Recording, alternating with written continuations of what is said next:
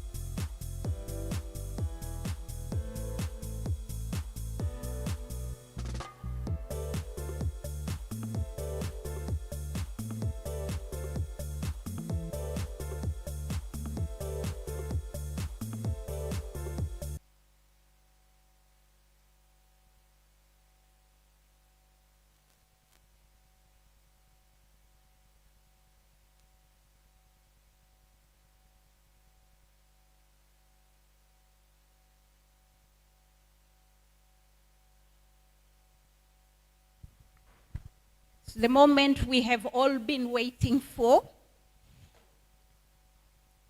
Our chief guest, Professor Shaukat Abdulrazak, Principal Secretary for Science, Research and Innovation, State Department for Science, Research and Innovation, Office of the Prime Cabinet Secretary of the Republic of Kenya, Dr. Frederick Odede, Council Chair of Technical University of Mombasa,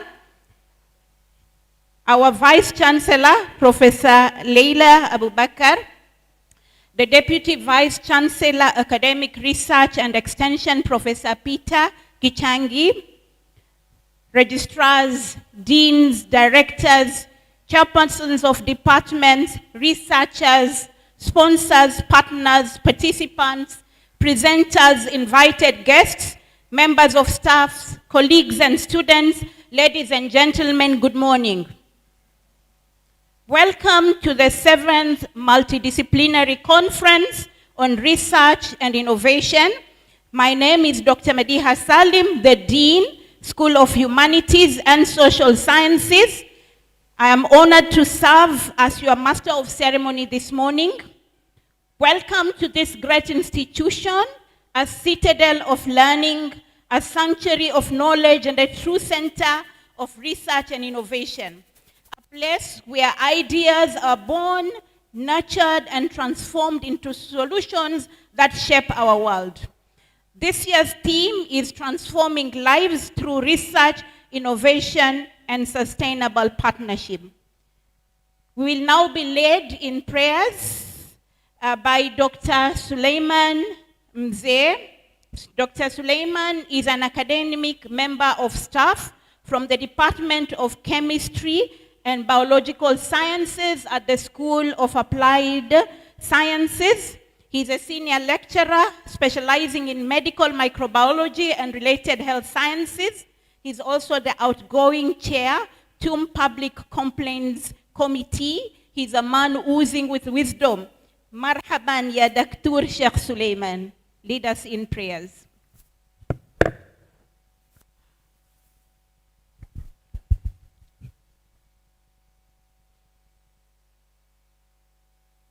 Thank you, Dr. Madiha.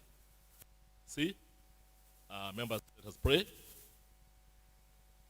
First, we start by thanking God. Tutoe kalimati shukru, neno la kumshukuru Mwenyezi Mungu ya kwamba Mola wetu, Bismillahirrahmanirrahim, kwa jina la Mwenyezi Mungu, Mungu wa rehema, mwenye kurehemu. Alhamdulillahi Rabbil Alamin. Sifa zote ni za Mwenyezi Mungu. All glory be to God. Tunakushukuru Mola wetu kwa asubuhi kama hii. Umetuamsha salama salimin, ukaweza kutufikisha sehemu kama hii ambao kuna wengi wetu hivi leo hakuamka, hakuweza kufika sehemu kama hii. Tunashukuru Mola wetu kwa nafasi uliotupatia hivi leo kuweza kuwa na kongamano kama hili la 7 katika chuo chetu kikuu. Tunakushukuru Mola wetu kwa juhudi, nguvu na hekima ambayo uliwapatia viongozi wetu na waandalizi wa conference kama hii tukaweza kufikia hapa tumefikia. Baada ya kushukuru Mola wetu, tunakuomba ya Rabbi, guide us in our activities. Waongoze hawa viongozi wetu katika kazi kama hii. Waongoze waandalizi wa conference kama hii. Waongoze all the participants ili waweze kufanya kazi na kupeana ambao wanataka kupeana hivi leo. Tunaomba Mola wetu faulu katika elimu ambayo tutakupata, katika zile innovations ambazo tutaonyeshwa hivi leo. Na tunakuomba Mola wetu yote ambayo yatapatikana kwenye conference kama hii yaweze kusaidia chuo chetu hichi, kusaidia mkoa wetu wa Pwani, kusaidia taifa letu na kusaidia dunia yote kwa jumla, ili tuweze kuendelea mbele kama jamii ya wanadamu. Mola wetu, tunakuomba haya kwa nguvu zako na uwezo wako. Tujalie tuanze kwa salama na tumalize kwa salama. Amin. Thank you, Dr. Suleiman. Next is Reverend Julius Nudi. He will also lead us in prayers. Reverend Julius Nudi is from the African Inland Church, Kilindini. He's also our PhD student at the Department of Social Sciences. Shall we be upstanding for a word of prayer, kindly?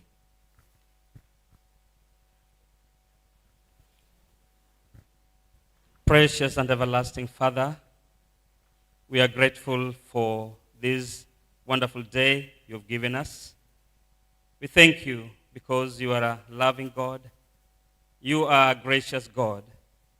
You love us and you care for us. You direct us. You protect us, oh God. We thank you for this wonderful day. We thank you for our chief guest. We thank you for the leadership of this great university. We thank you, Lord, for the institutions that are represented here today in this conference. We thank you, Lord, even for the delegates that you have graced to come today. Even as your word says in Hosea chapter 4, verse number 6, that your people are destroyed because of lack of knowledge. And in essence, that means you don't want your people to glory in ignorance and naivety. And therefore, Lord, we are here to sharpen one another, to improve the skills so that, Lord, our lives can be transformed as a humanity. Therefore, as we start this conference, Lord, we commit ourselves unto your throne of grace. We commit ourselves, O God, unto your hands, that you guide us, you protect us, and you bless us. That's our prayer and thanksgiving. In the name of God the Father, God the Son, and God the Holy Ghost. Amen.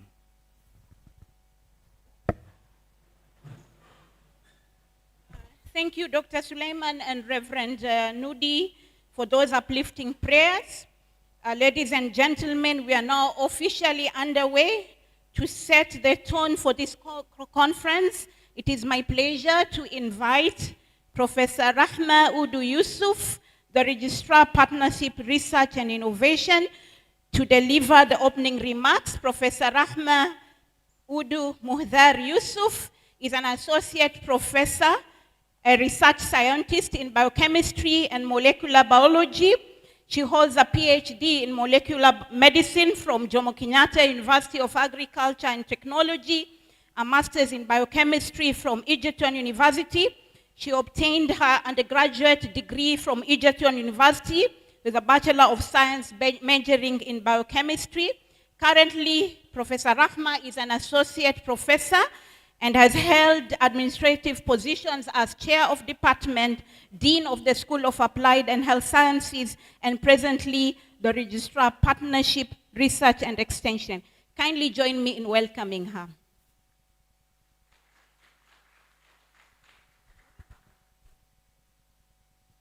Thank you very much, our MC. Assalamu alaikum and good morning to everyone. I take this opportunity to express my appreciation for the presence of the PS, Science, Research and Innovation, Professor Shaukat Abdurazak, the VC, the Chair Council, the VC, DVC, and all protocol observed. It is a tremendous honor to welcome you all to the 7th Multidisciplinary Conference and Innovation Week at Technical University of Mombasa. This year, we gather under the theme, Transforming Lives Through Research, Innovation, and Sustainable Partnership. This theme resonates deeply as we collectively strive to address pressing challenges facing our society today. I would like to extend my heartfelt appreciation to all of you for your participation and contributions. Your presence here underscores our shared commitment to advancing research and innovation. A special thank to Blue Economy Network of Kenya for their impactful exhibition.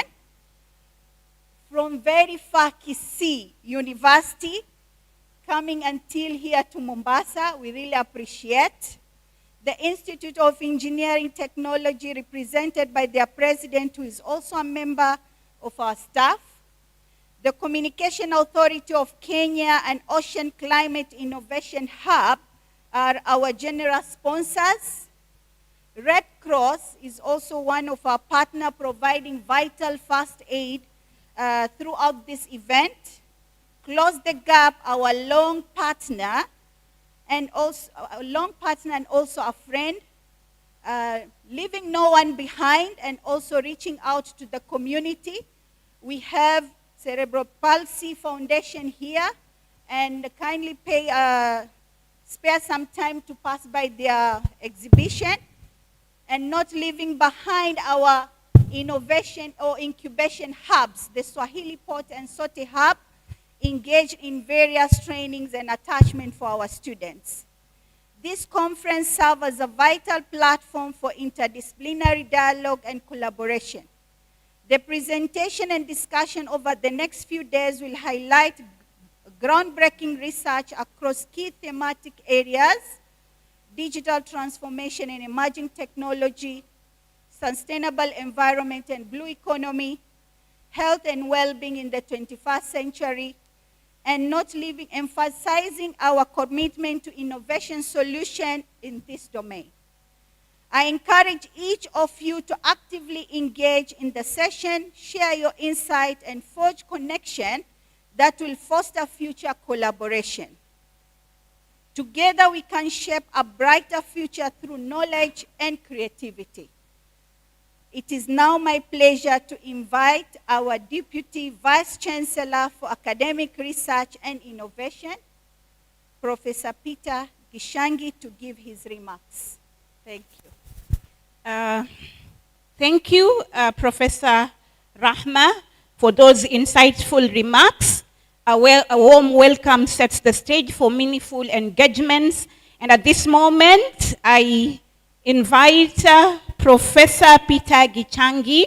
Professor Peter Gishangi is an obstetrician, gynecologist, professor of human anatomy and research, Deputy Vice Chancellor, Academic Research and Extension at Technical University of Mombasa, and a visiting professor at Ghent University in Belgium. Professor Gishangi attained his medical training at the University of Nairobi and earned his PhD in the year 2004 in a sandwich program between University of Nairobi and Ghent University. He has spent the last 26 years teaching, programming, consulting, and clinical research with focus on sexual and reproductive health research. In this world, he's witnessed the challenges of that noble responsibility of delivering life. Professor Gishangi has experience working in different countries in Africa, including Ethiopia, Southern Sudan, Tanzania, and Namibia. His current research portfolio includes the flagship Performance Monitoring for Action survey addressing key family planning indicators in Kenya, HIV programs addressing key populations, mHealth programs addressing SRH for key population and adolescents and youth.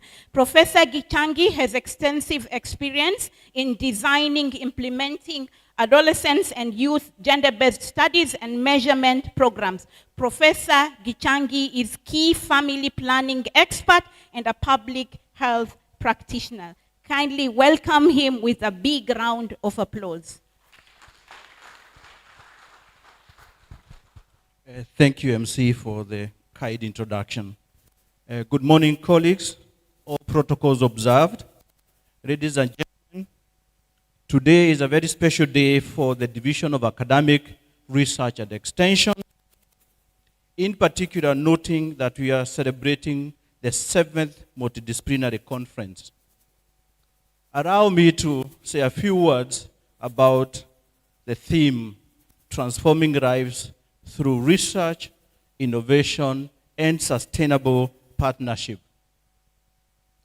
I will start by looking at what is life, the various dimensions of life, because this is an important context for what you're going to discuss the entire week. And we appreciate that life represents various interconnected facets of human existence, including physical, where you deal with matters of health, vitality, fitness, emotional and mental components which are intertwined and very important currently in this country, realizing how important mental health relates to you as an individual, to us as community, and to us as a nation. Social and relationship is another important dimension which will be addressed through different papers submitted in this conference. The spiritual aspect is equally important, and we appreciate and recognize the different aspects of people's spirituality, but it has a lot to do with life and human existence. We cannot forget the vocational aspect and the financial aspect, which a lot of time drives many things we do in life.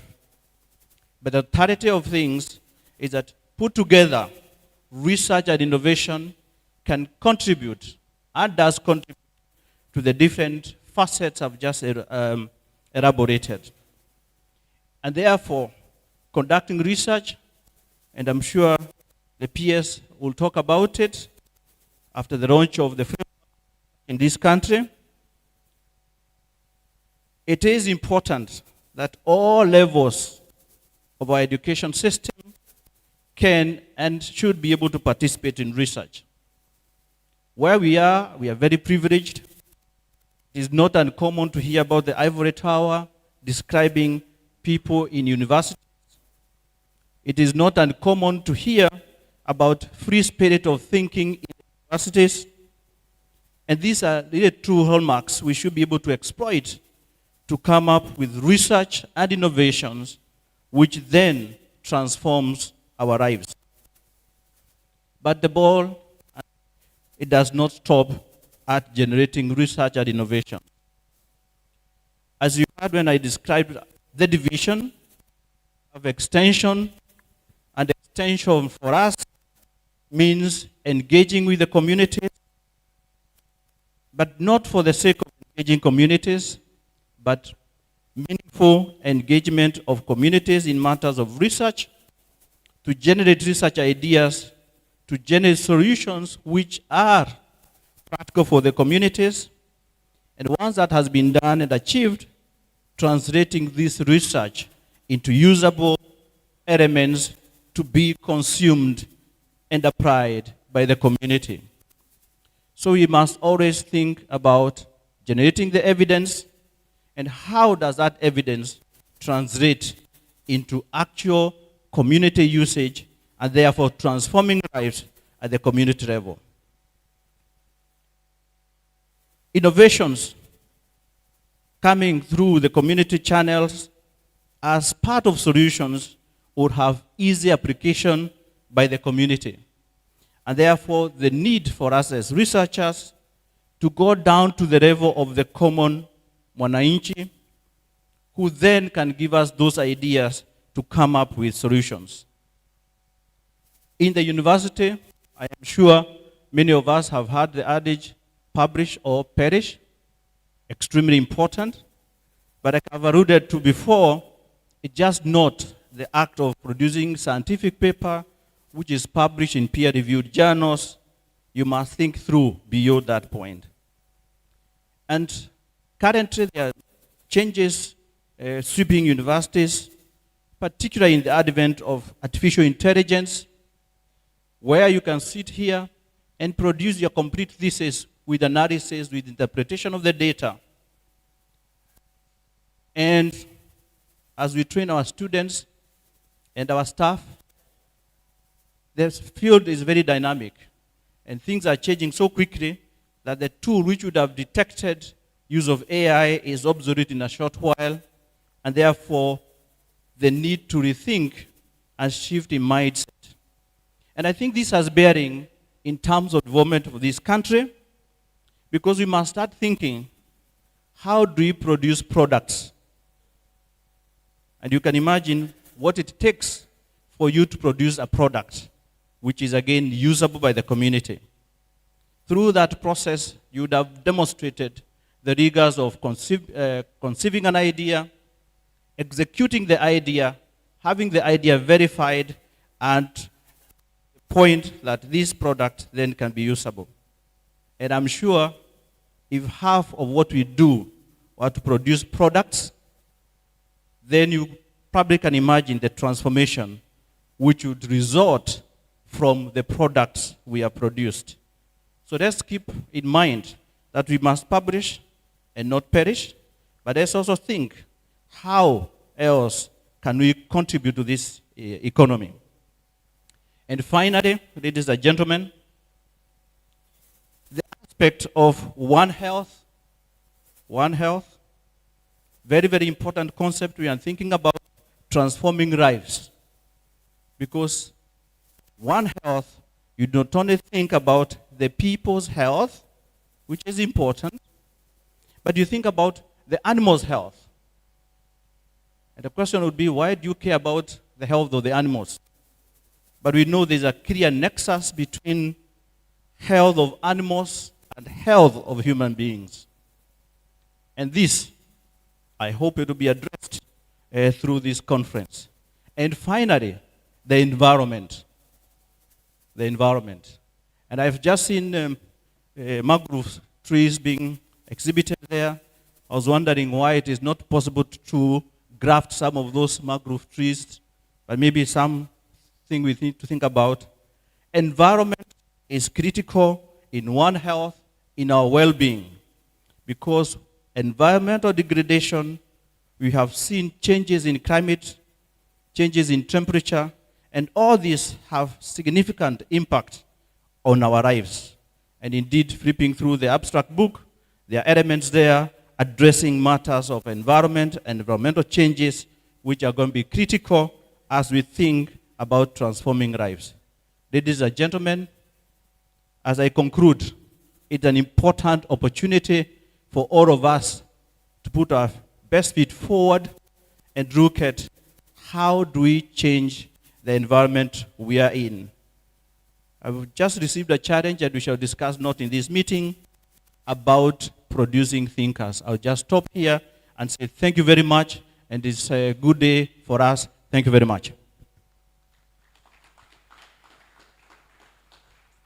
Thank you very much. Professor Gichangi is my immediate boss, and the deans and the directors and whoever serves under Professor Gichangi will agree with me that he has redefined excellence.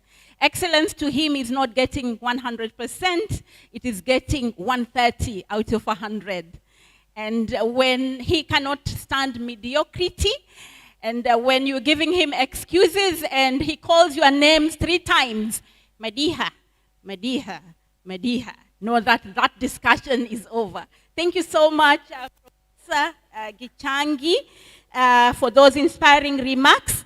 Ladies and gentlemen, it is now my distinct honor to invite the Vice Chancellor, Professor Leila Abubakar, whose leadership continues to steer this institution to greater heights. Professor Leila Abubakar is our Vice Chancellor and fondly referred to as Mama. She is a professor of biochemistry, having obtained her PhD and Masters in biochemistry from University of Nairobi under German Academic Exchange Service and European Union Fellowship, respectively. Professor Abubakar began her professional career as a researcher with Kenya Marine and Fisheries Research Institute before moving to the University of Nairobi, where she rose through the ranks of academic and professional leadership. She is an active researcher and has won several research grants and awards and published many scholarly articles in referred national and international journals. This led to her being accorded the University of Nairobi Dean's Award for Scholarship and Research in the year 2011-2012. She was also awarded the first prize at the 12th Molecular Parasitology Conference held in the USA. She had the first prize ICIPE Governing Council Research Award, second prize for research dissemination on energy, Water and Climate Change by National Council for Science and Technology, amongst others. She has maintained dynamic academic and professional links with several universities and organizations, and has fostered collaborative projects that have contributed significantly in strengthening capacity in the region. Ladies and gentlemen, join me in welcoming our very own Professor Leila Abubakar, aka Mama. Thank you.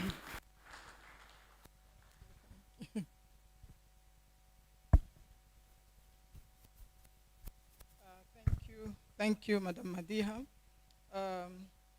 Our peers for research, for science, research, and innovation, Professor Shaukat Abdurazak, our chair of the council, Dr. Frederick Odede, who's also representing the other council members, DVC, Professor Gishangi, who has just told us a few things regarding the division, our registrar, where he is the one, or she was the one in charge of this preparation, Professor Rahma Udu, and of course our registrar academic affairs and registrar administration and planning, Kibiti, academic affairs, Dr. Shivani, who is our administration, our deans and directors, TUM, fraternity, visitors who are here from Silesia, Poland. Of course, as Rahma has mentioned, our partners in the industries and other institutions, members of our fourth estate, distinguished guests and partners, ladies and gentlemen, Assalamu alaikum. Good morning, everyone. Indeed, it's a pride that I welcome you to the 7th Multi-disciplinary Conference and Innovation Week at the Technical University of Mombasa. First of all, allow me to really appreciate and thank the presence of our CS. CS, we know you are a very, very busy person, but you chose, when we invited you, you chose to come personally. You didn't bring a representative. For that, we are really thankful. And I know it is mainly because of your passion for research and innovation that you decided that you have to attend this conference. Guided by our theme, Transforming Lives Through Research, Innovation, and Sustainable Partnership, we continue to position our university as a place where knowledge is not only created, but translated into meaningful impact. In our academic space, which is our main mandate, we continue to reimagine our teaching and learning as a pathway to transform lives through skills development, innovation, and global exposure.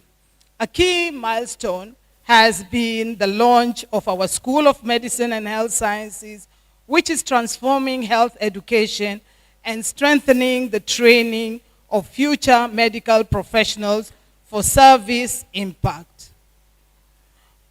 We continue to implement our curriculum, the medical curriculum, with global partners, including Ghent University, and ensuring that learning is both relevant and responsive to the societal needs. Our medical students are exposed at an early age to do community service, where they identify, when they are out there in the community, they're able to identify the problems within the society, come up with research questions, and be able to come up with solutions. So that is the difference between our medical students and the other medical students outside. We are also committed to global exposure and academic mobility by allowing our students or exposing our students to the outside or standards or global standards. For example, our architecture students, they normally participate in Italy under the Erasmus program, whereby they spend one semester in the universities in Italy, and then this program is also interlinked with our program, and they're able to carry over whatever they have learned as part of the academic units that they would have done at Technical University of Mombasa.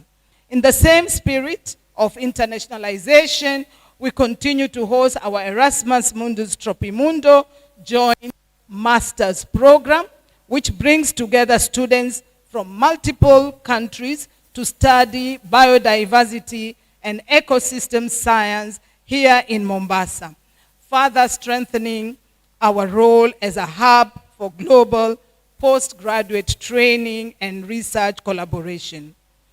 We also continue to strengthen our technical and vocational training as a driver to employability and innovation.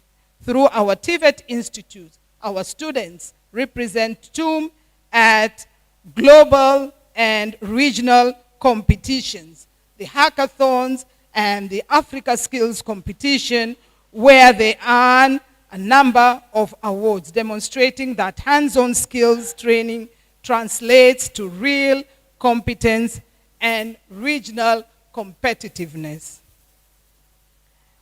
In the Institute for Maritime and Seafaring Studies, we are implementing the James Tech Green Maritime Horizon Project, an Erasmus capacity building initiative that is funded by the European Union. The project is transforming maritime education in Kenya and Egypt by integrating sustainable maritime practices and green technologies into higher education. It is strengthening curriculum development, applied research, and industry alignment while enhancing graduate employability and also advancing the green transition in our maritime sector. Indeed, we have, ladies and gentlemen, we all know that there's a lot of research and innovation activities available in our repositories on various universities and research institutions. The critical question to be answered in this conference is, how many of these research outputs and innovation reach the marketplace, and what have been their impact? When we were having, when there was, our PS was in my office, there was something he said that you need to know where you are and accept your deficiency so that you can move to the next level.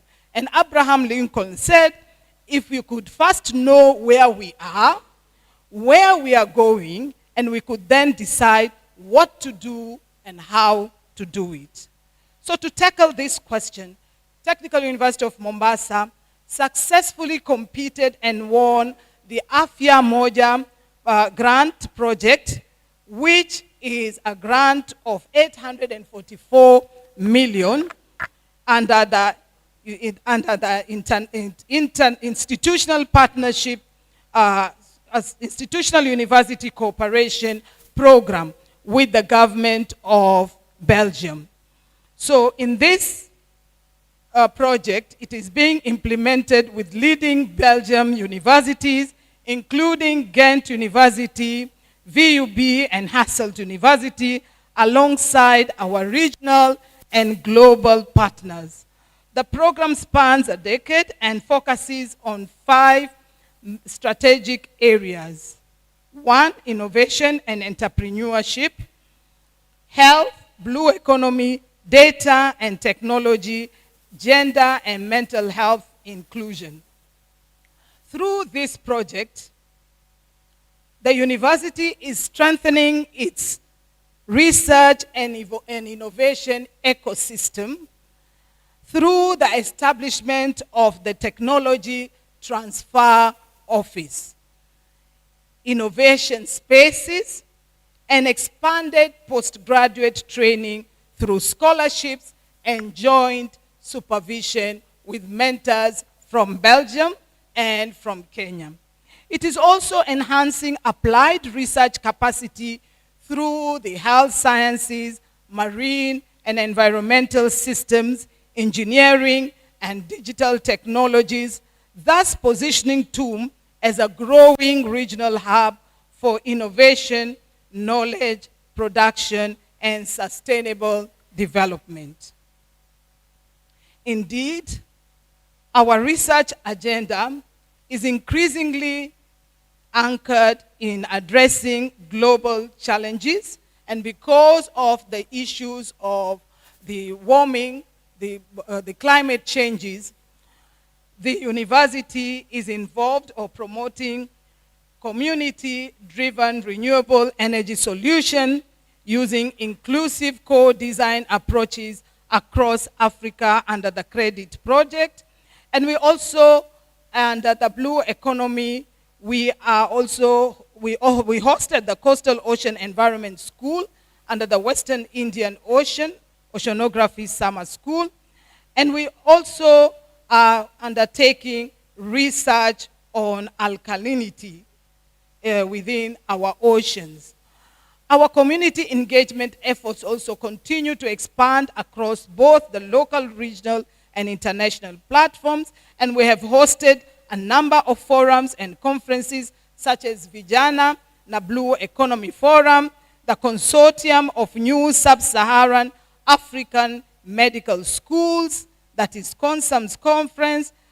Just recently, we had the Global Physics Summit and the Physics Society of Kenya conference, and of course, the IPCC Regional Outreach Program, all of which reinforce our role as a convening institution where knowledge, policy, and practice meet. As I conclude, let me affirm that our greatest impact is not only in what we teach or research, but in the lives we transform, the partnership we build, and the future we help to shape together. Remember, I've always said there are 5 types of people in this world: those who make things happen, those who think they make things happen, those who watch things happen, those who wonder what is happening, and those who do not even know if anything has happened. I believe all of us who are here belong in the first category, those who make things happen. I wish you all fruitful deliberation and meaningful collaborations. It's now my humble duty to also welcome our chair of the council, but Madam Madiha, maybe you need.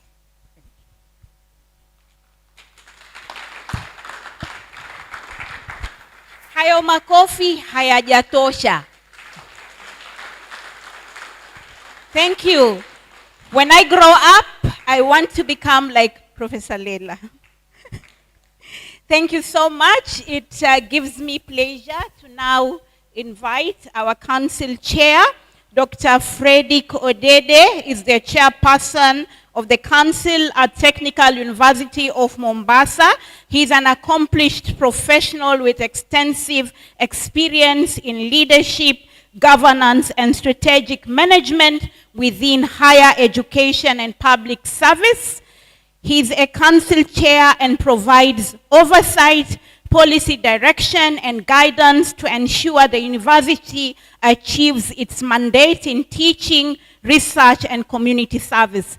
Dr. Odede is known for his commitment to institutional growth accountability, and the promotion of academic excellence. His leadership plays a key role in strengthening governance structures and advancing the university's strategic vision. Welcome, Dr. Frederick Odede. Tumpige makofi. Thank you very much. I would want to first thank our peers for taking his time to be here. I would also want to thank the Tum family headed by the able leadership of the VC, Professor Leila. And most importantly, I would want to thank all of you who are participating today, because this then becomes a very important ground for exchange of ideas, generation of or testing of ideas, and also dissemination of information that you have gathered through your research and various innovations. Some of the themes that we have today that we'll want to see how we address them involves or include digital transformation, which focuses on how technologies shape business models, organization structures, and value creation or addition. In some of our work and innovation, research work and innovation, we would then hope that we look at strategic and organizational structures, how digital transformation has affected such an area, operations and technology, especially AI and cloud technologies, how that has been useful in research and affects research, and ethics related to the process of digitalization. Then in blue economy, we hope that we'll see evidence of sustainable utilization of oceans, because we are in the coast, lakes like Lake Victoria in my area, and riverine resources, and how they affect the local livelihoods of the communities living around these areas, as our DVC academics had stated very clearly, and other areas like maritime transport, improvement of infrastructure like roads, refrigeration along these areas, and possibly how blue economy is creating wealth or jobs for our less disadvantaged community or groups or categories like women and the youth, who are basically in Kenya the majority of the unemployed. We are also having research and innovation, which forms the core areas of the conference that we are holding today. Do we have research centers as institutions that can produce new ideas, generate knowledge, and help in solving local specific challenges that affect we as people living in the coast and Kenya, in various parts of Kenya? We might be interested in your papers or innovations to see how research and innovation is supporting the ecosystem. How are we converting the research findings into commercial products or business enterprises, which can then help us to reduce our dependence on external imports of information and technology? Then how are we promoting partnerships in research, strategic partnerships? Do we engage in collaborations with the national government, with the county government? Do we have collaborations with industry or with the civil society organizations and even international organizations that usually, or in most cases, support some of this research? Are we actually doing that? And at the tail end of it, are we disseminating these ideas that we are presenting here in the next 2-3 days. And most important, do we have an impact, tangible impact, visual impact on the challenges that affect the communities that we are engaging in or where we are doing our research? Or we simply do research, publish, and leave it in the shelves? Do we have practical impacts on those specific areas that we are engaging in research? And finally, we are a technical university, but operating within the human society, within communities. So humanities, culture, and arts then becomes very necessary. Do we engage in research? Because this could be a new area within TUM, for example. Do we engage research in promotion and development of our cultural potential areas?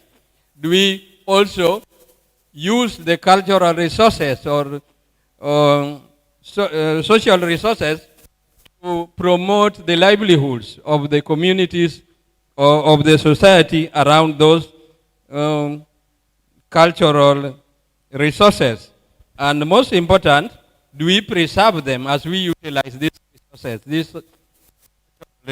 Do we preserve them for posterity? Do we use them but sustainably enough so that they live for the next generations? Great importance today should be the interaction between the various disciplines so that research is seen from a holistic view rather than a very straight line disciplinary approach or unilinear approach to research, and therefore limited information generation which can impact on various segments of the society. And hence, the multidisciplinary approach of this conference, that should come out very clearly, and we hope at the tail end that should help in generating more research funds, attracting more interest groups or participants that can help promote the livelihoods of the communities around these areas, and not just promote our lives as researchers alone or institutions where we are today. And hence, I thank you very much as the family of TUM that have consistently promoted this conference, and this is the 7th one, and we hope that in the future, in the near future, we will not just rely on this university being a technical university, a source of information on technology, but also promote humanistic, social, and cultural aspects of our society by maybe, for the first time, bringing the School of Education in, and then incorporating other segments of humanities like philosophy, like history, like archaeology, and other areas which can bring more interdisciplinary or more multidisciplinary approach to knowledge generation and to knowledge dissemination for all members of the society. Thank you very well, and God bless you.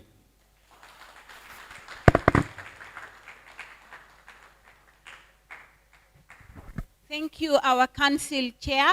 I think he deserves a better clap. Pigeni makofi kisawa sawa. Wacha machezo, piga makofi.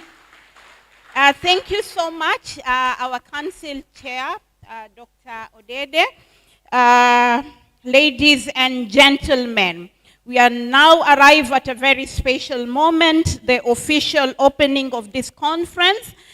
It is my great honor to invite our chief guest, Professor Shaukat Abdurazak.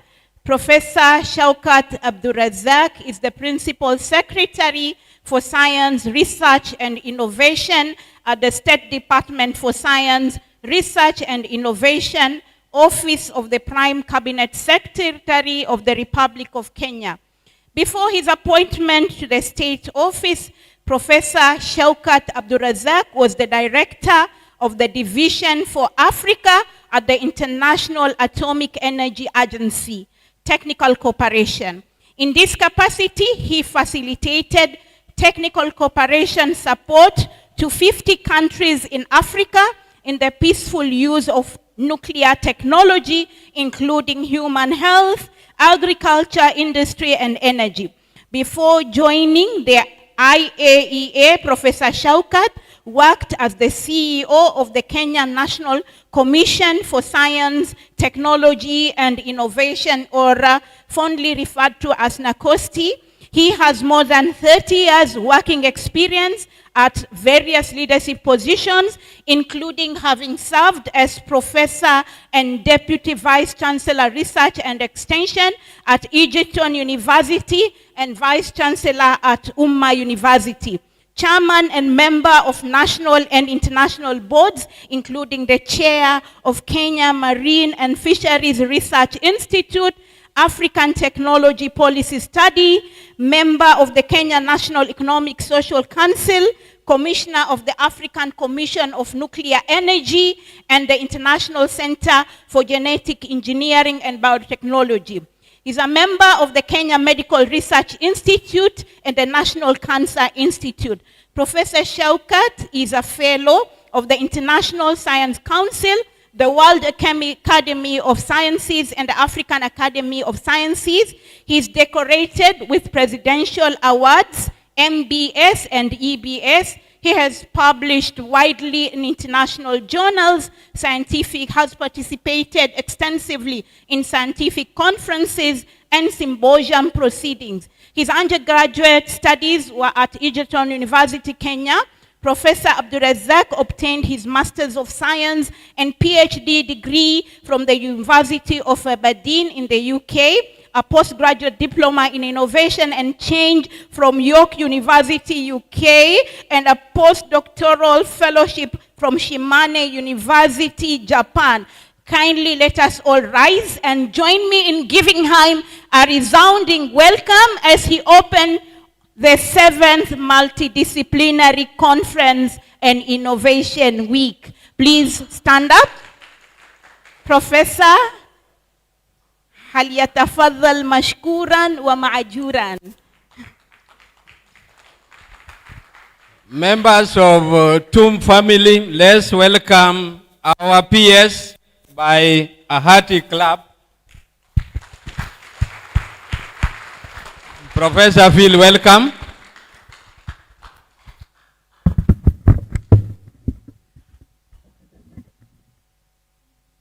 Thank you. Thank you very much, Chair. Please get seated. Please get seated.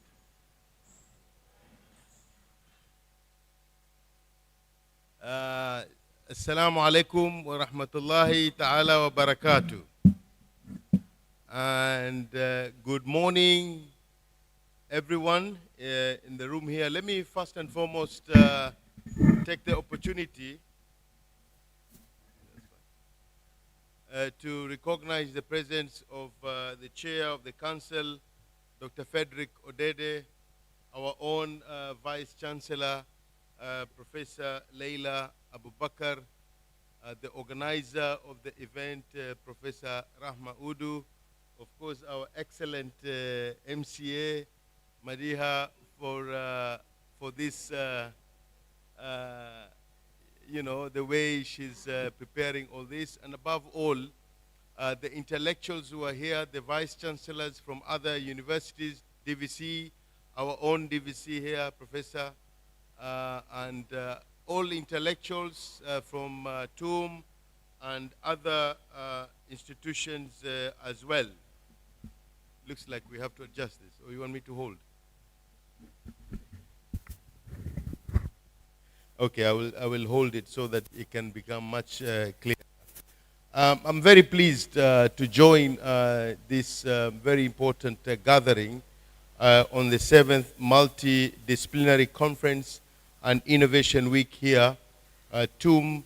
And I wish really to commend the leadership of Professor Leila and the entire team for organizing such an excellent event to be able to interrogate this space of the science, research, innovation, and technology, and above all, how we are touching lives. I like your theme of transforming lives through research, innovation, and sustainable partnership. It is not just appropriate, but is extremely urgent. And I will explain to you why this matter of transforming life is very urgent. And it is in this very important place here that we need to discuss really the impact of the work that we do over several years and in different institutions, and how we are able to translate knowledge of science, research, innovation in improving the livelihoods of our people. I think this is very important.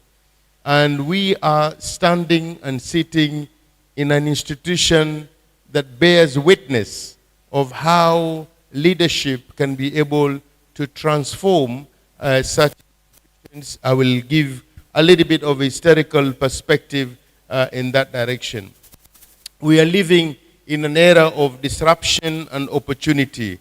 I think it's been mentioned here, artificial intelligence, biotechnology, to climate change and shifting global economic systems. The world is reshaping itself into unprecedented pace. So we cannot afford to lag behind.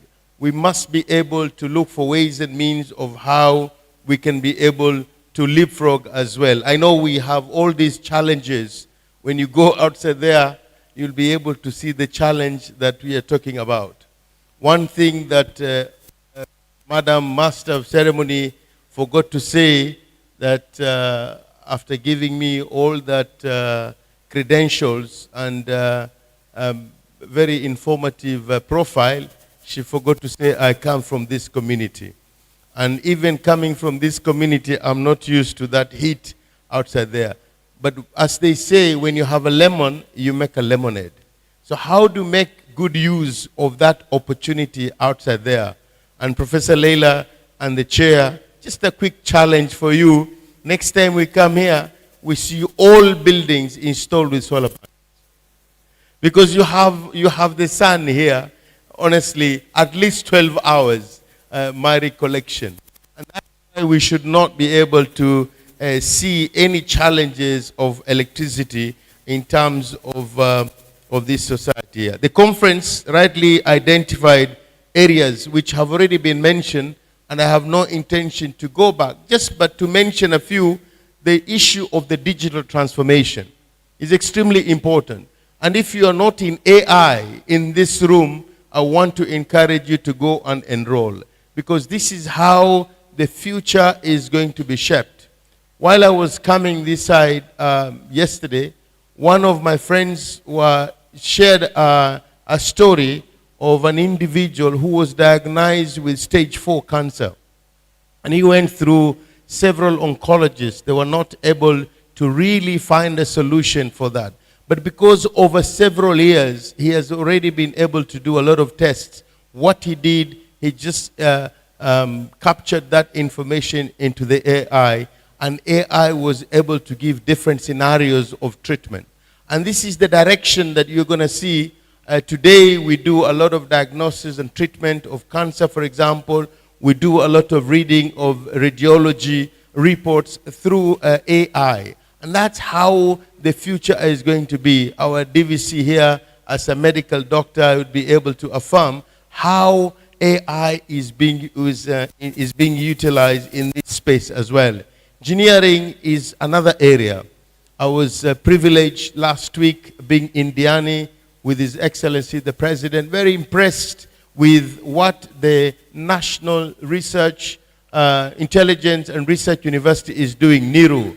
Under the AI hackathon, they are developing tools, they are developing softwares to address the challenges of the society, including, for example, employment. If people are not reporting to work, ghost workers, they now have a software. We can be able to pick that. They are also able to address the challenges of, for example, payroll, the challenges of deep waters, which are the ship that are outside there, and what are they doing. They can be able to monitor that. They were able to do an excellent display of a drone under the watch of His Excellency the President, and that drone done here or manufactured here in the country, and we're able to demonstrate some of the technological advancements. Yesterday, I was at the Kenya Marine and Fisheries Research Institute. If you thought the drones are up there, they have a drone that can be able to go over 100 meters into the deep sea.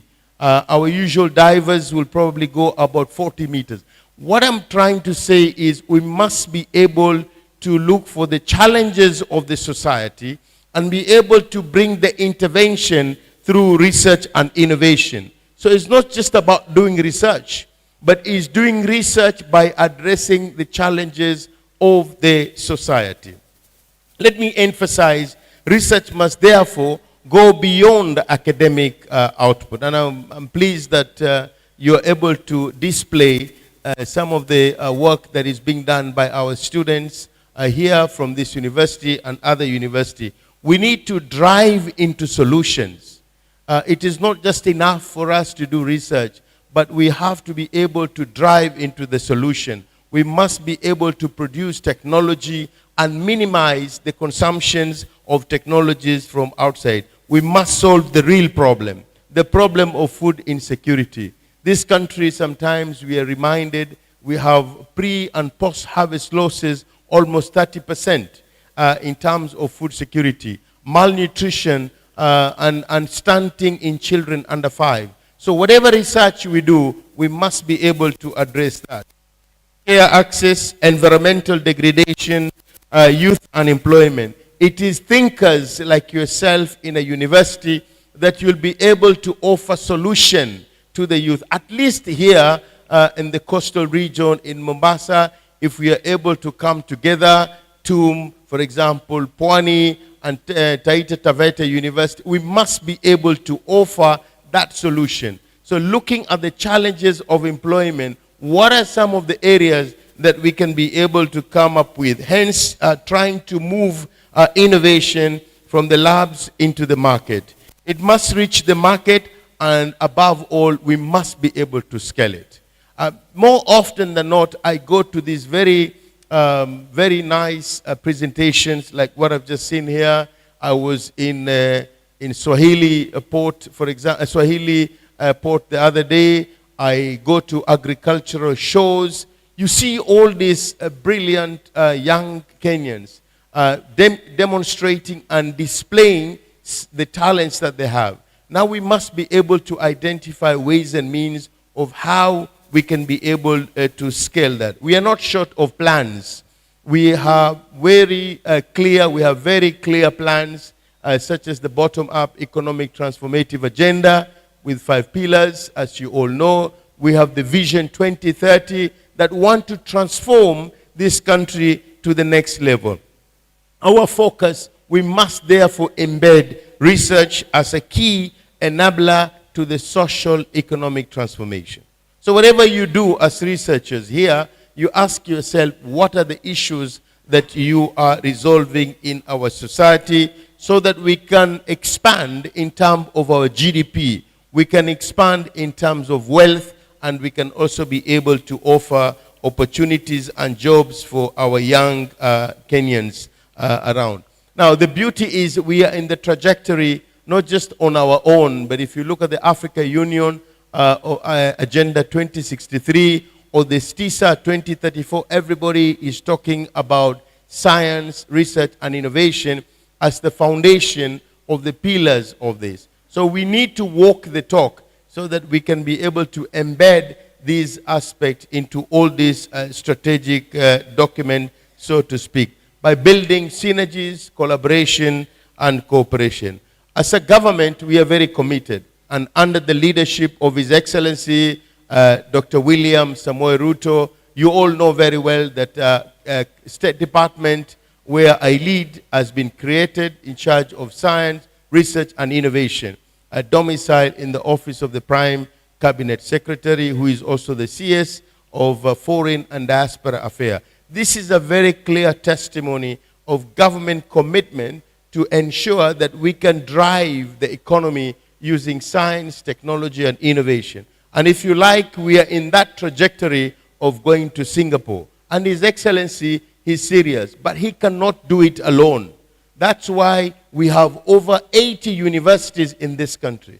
That's why we have over 22 research institutions in this university. The President has given a direction. The President is giving the vision. It is now upon me and you that we hold hand and be able to take this country to the next level so that we can be at par, if not better, than countries where we were together in early 60s. And that's why we keep on benchmarking with the Asian tigers. They were able to do it. And when we speak about Asian tigers, please, no excuse. Don't tell me because of the heat of Mombasa. I have gone to Indonesia, it's hotter than here. I have gone to Dubai, hotter than here. I have gone to Malaysia, it's as hot as here. These guys are developing. I was just whispering to Vice Chancellor Leila in the morning. If you want to run away from the heat, let's open this conference 6 in the morning so that by 10 we are done.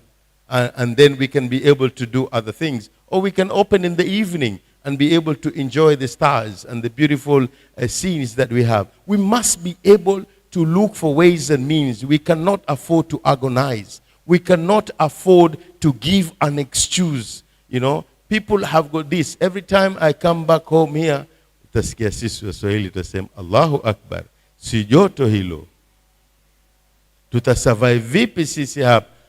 60-year-old person is saying that. Let's look for ways and means. Why don't we create more funds like this? Let's do it ourselves. Why don't we create opportunities in town here that you can be able to walk? If you go to Doha, for example, there are places you walk and you are flushed with cool air.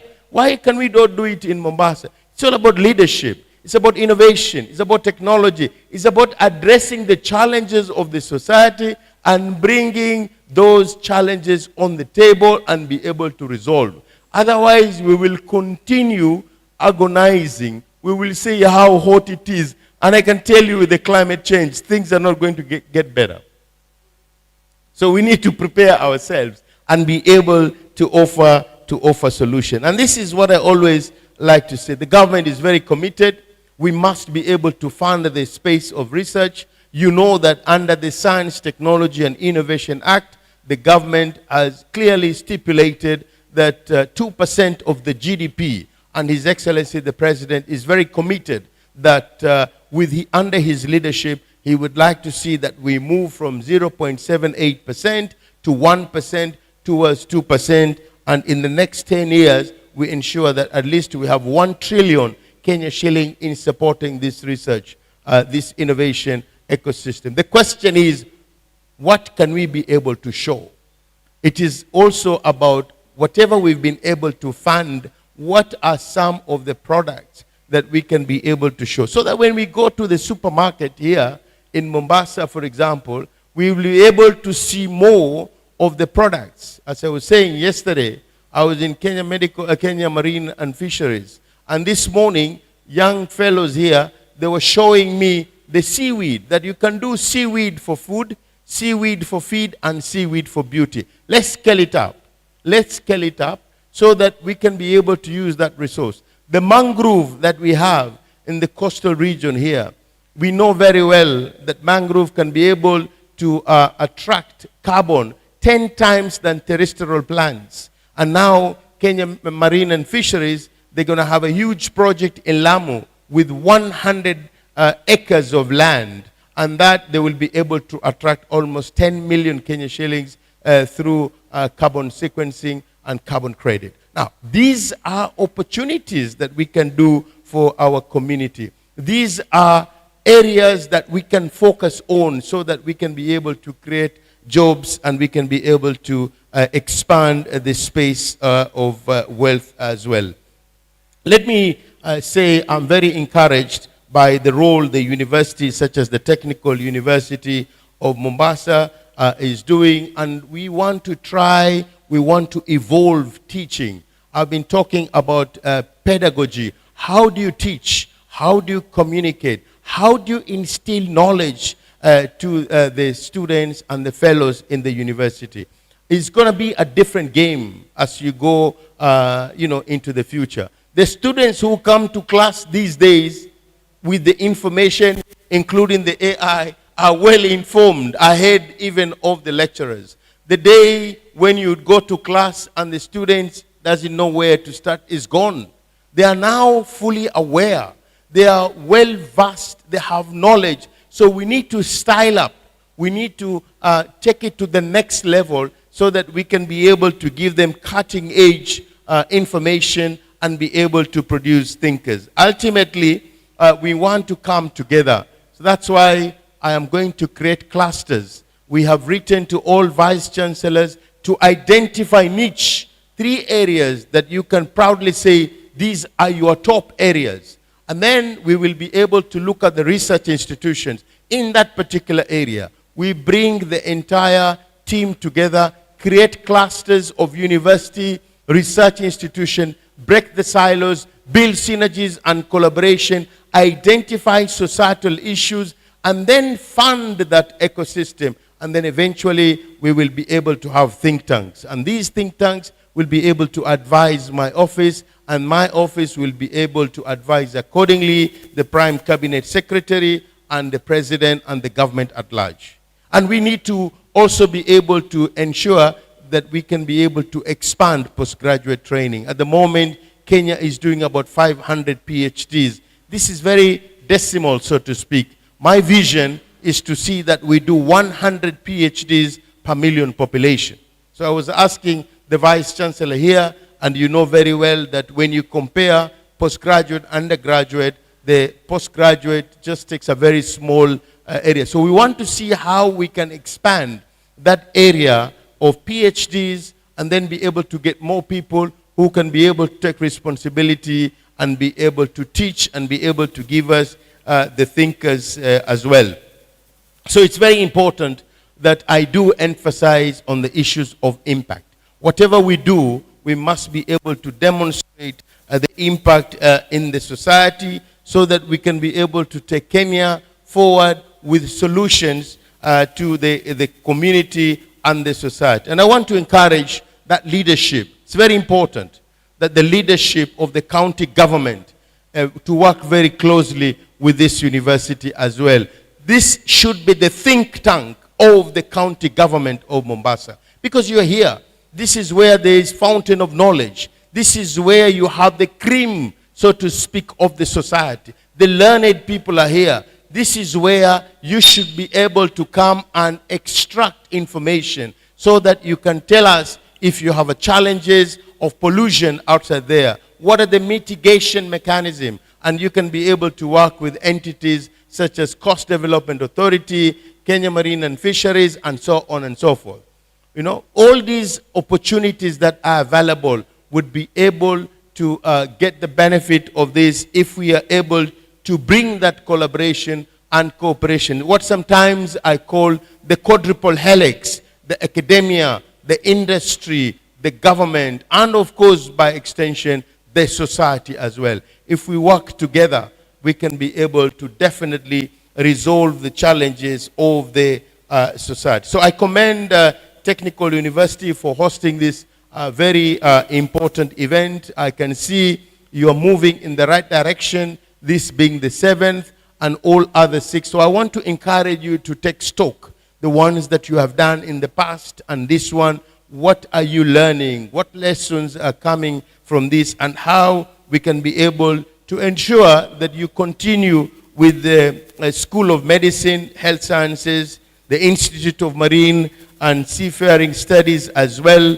And I do understand recently you also launched the Nautical Science, which is a landmark in linking the university to the local needs and the blue economy. This blue economy, as you're all aware, we are now preparing under the State Department of Blue Economy an ocean conference that is coming in June. It's going to be a game changer. For the first time, it's coming here, and you have to play a pivotal role in that. A sector that is almost worth 84 billion.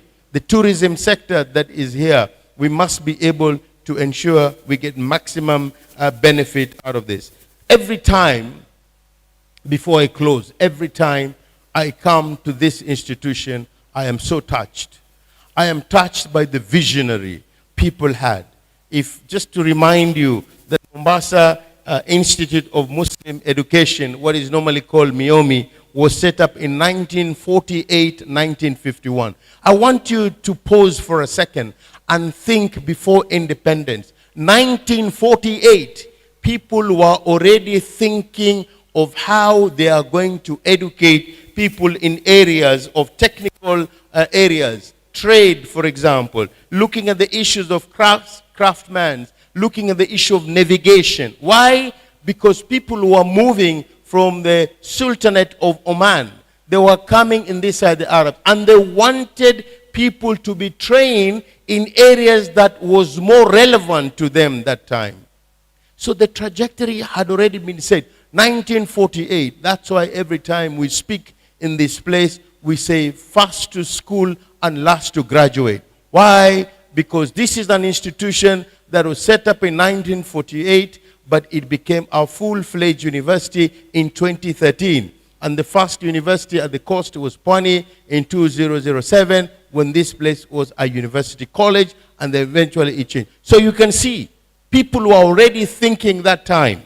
And then, of course, you evolved. You became the technical education institution. It went to Mombasa Technical Institute. Initially, it was specifically for Muslim students. But then it evolved, and it went beyond region. It went beyond race, and everybody was able to accommodate it here. Mombasa Polytechnic, University College, and then, of course, you got a charter. In 2013, you became a Technical University of Mombasa. A national trajectory of skills training to Polytechnic, University, and I want to encourage you to be an innovation hub. This is the direction that you need to change. You must evolve. You must evolve with time. You know, you started in a very modest way. Go back into the history and see what people were thinking then and what people are thinking now, and be able to resolve the problem. Why am I mentioning this? And I want this to go in record. We are not happy. I'm a son of this soil. We are not happy that every time we see education performance in this country, if the coast region is not last, we are second to last. Why? Why are we not performing better than other people? Why can we not get more of the equivalence of alliances here, equivalence of Starehe, equivalence of Mango, and so on and so forth? So I want to encourage the leadership in this region. I want to encourage the stakeholders in this region. Let's have a conversation together. It is unacceptable that 1948, when people were still asleep, we were going to school, and today they are leading us. It is unacceptable. And I say this in this great university because I have a conviction. I believe that we can change the situation. I believe that a coastal boy, a coastal girl here can be able to do as good as anybody else in this country. We have no, apology to make here. We can be able to become better. We can be able to produce leaders, and we can be able to have visionary leaders to transform this place. And let it begin here, because this is where it all began in 1948. I would like now also to let you know that between 18 and 22 of May, we're going to have the Science, Technology, Research, Innovation for Society Week at the KICC in Nairobi. I would like to extend the invitation to you. Let's come, let's dialogue together. Let's address the challenges of the society. Let's work together. Let's take Kenya to the next level, because we have the leadership. We must believe in ourselves. The president always tells us, and I have gone to many places, including at the United Nations. People believe in us more than we believe in ourselves. We must believe it is possible. We must believe in ourselves. And we must believe that we can transform this country. We can transform this county. We can transform this region to be better than the way we found it. Only if we can be able to look at a very specific key performance indicators and be able to move forward. This is a very good example of gathering together, discussing matters of transforming lives through research, innovation, and technology. Professor Leila and the entire leadership of the university once again commend you for all these efforts that you're doing and congratulate you for having reached this far. And I wish you all very fruitful deliberations. It is now my honor to officially open the 7th Multidisciplinary Conference and Innovation Week. And I wish you all the very best, and God bless you. Thank you.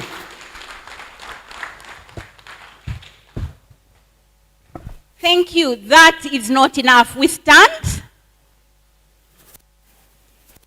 Pige makofi serious. Please, you can sit.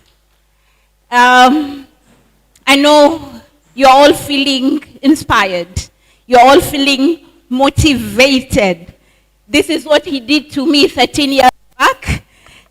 I attended a function where he was the chief guest. If I remember, you were the chief guest at MEWA. You were giving awards to students who had done well in the KCSE. And I picked one phrase from you. The difference between you and me is time. That's what he told us. And then a few months later, I was in Nairobi, and I told my husband, you will take me to see Professor Shaukat. And he told me, do you know him? I said, no. Do you have an appointment with him? I said, no. So I came to your office at Utali House, and the secretary asked me the same. Do you know him? I said, no. Does he know you? No. Do you have an appointment? No. So she said, can I ask him whether you can come in? And he said, yes. So that's Professor Shaukat. Another round of applause for him. Professor Shaukat, mimi pia ni mshairi. Na niko na beti mbili tu zako. Shukrani za dhati nakupa zipokea. Professor Shaukati, takubariki jalia. Umetupa wako wakati tu mkongamano kuhudhuria.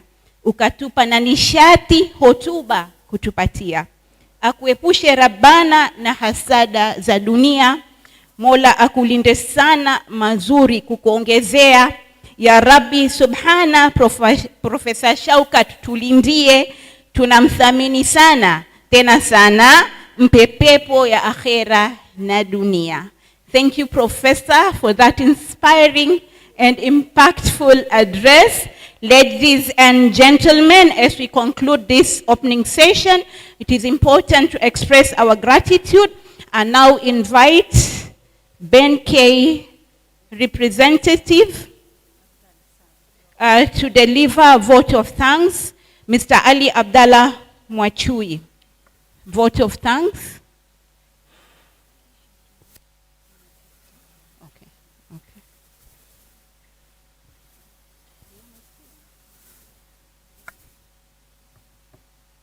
Oh my God.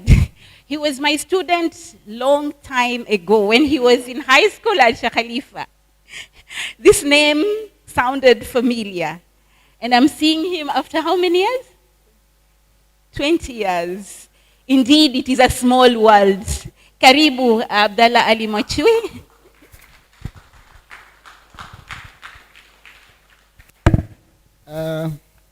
I'm shaking a bit. I'm starstruck. I'm struck. Yani naogopa. Nimeingia wasiwasi because I'm close to the people who I'll hold dear. You understand? Yes. Thank you very much. My role is very brief. My name is Ali Abdallah Mwachui. I am leading an organization called Blue Economy Network Kenya.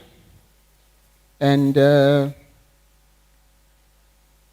I'm here to express gratitude to Professor Shaukat for his time. And I'm also very grateful to Professor Leila, the Vice Chancellor, and her team, Technical University of Mombasa, and the partners. I'll just pick a few lessons that I had in this particular session. Transforming lives. I think there are like almost 10 to 15 instances where we had about the blue economy, so that is also key. Professor Gichangi talked about we need to move beyond publishing, and that is why we have a partnership with TUM through Professor Rahma Udu. And Professor Shaukat, I can tell you that our experience as Blue Economy Network in the halls, in the offices of TUM was very, very, very encouraging. We walked into the office and all we had was music to our ears, because we were dealing with professors, but they were relating with the issues that the communities are facing. So we've started the partnership. We are trying to be the bridge between technical university and the community, especially the communities. So thank you very much. I think everyone has something that they have taken, and I also want to also inform you that we also have had a meeting about how Technical University of Mombasa and our organization can participate at the Ocean Conference that is going to be held in Mombasa this year. The last and final thing that maybe will keep us connected to TUM University is that you're urging us to move from the labs to the market and it up. So for your time and your remarkable address at this conference, we want to make sure to assure you that you've inspired us greatly, and we are going to do a lot of work to make sure that next time you come, you're going to be proud of TUM and the community in Mombasa. Thank you very much, Professor, and God bless you. Thank you, Ali Abdallah Mwechui. The last time I saw him, he was a boy. He's now an old man. So next is presentation of gifts before the photo session. Thank you, Dr. Madiha. I'd like to invite Chair Council to give the gift to the PS, please.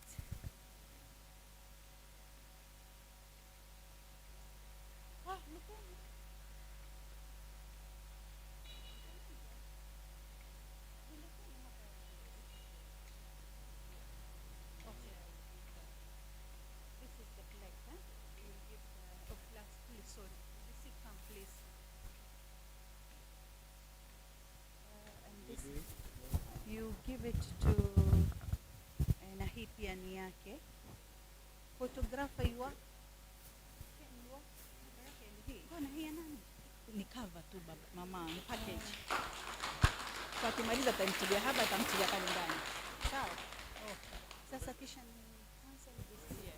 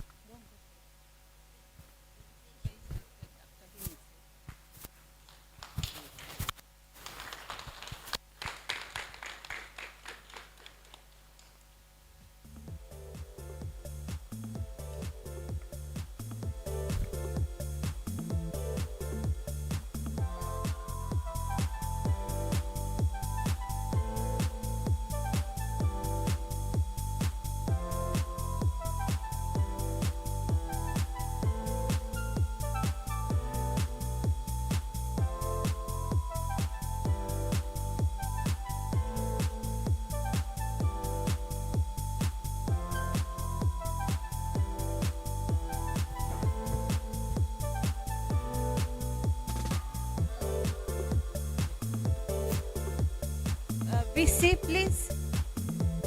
A gift from the council chair.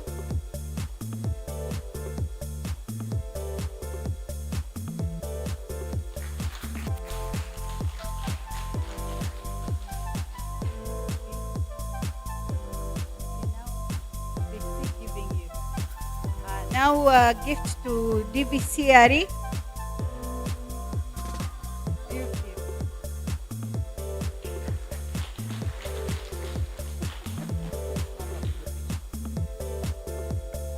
Now it's photo session, please. Yes, and a coastal way.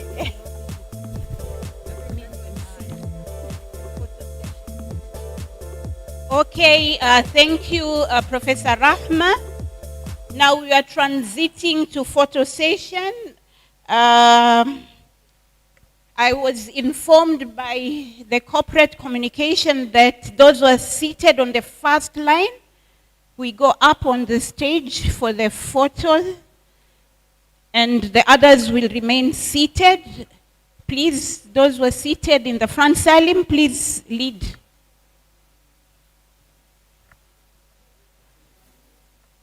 We go up.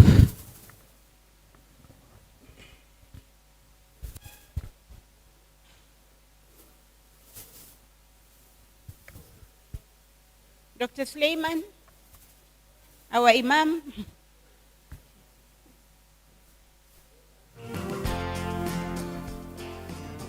Yes, we go up here. Session.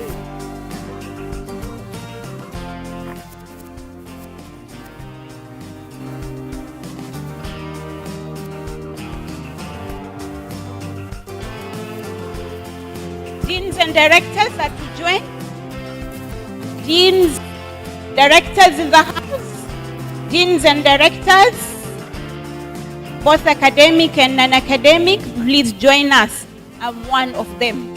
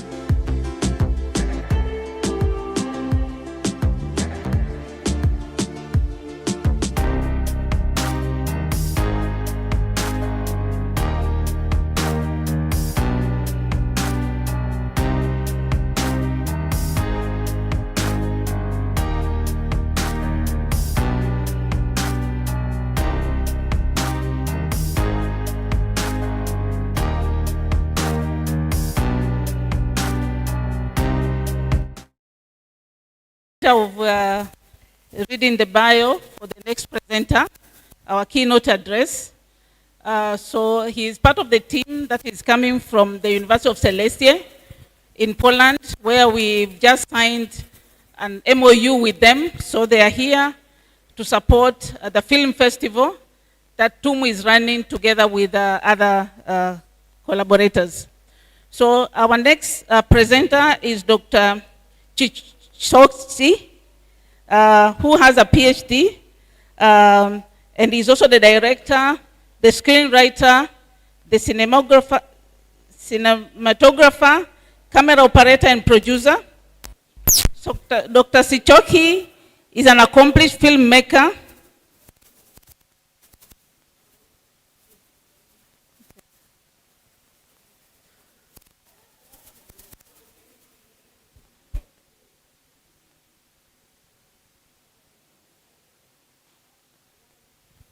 Okay, so I think I will start afresh.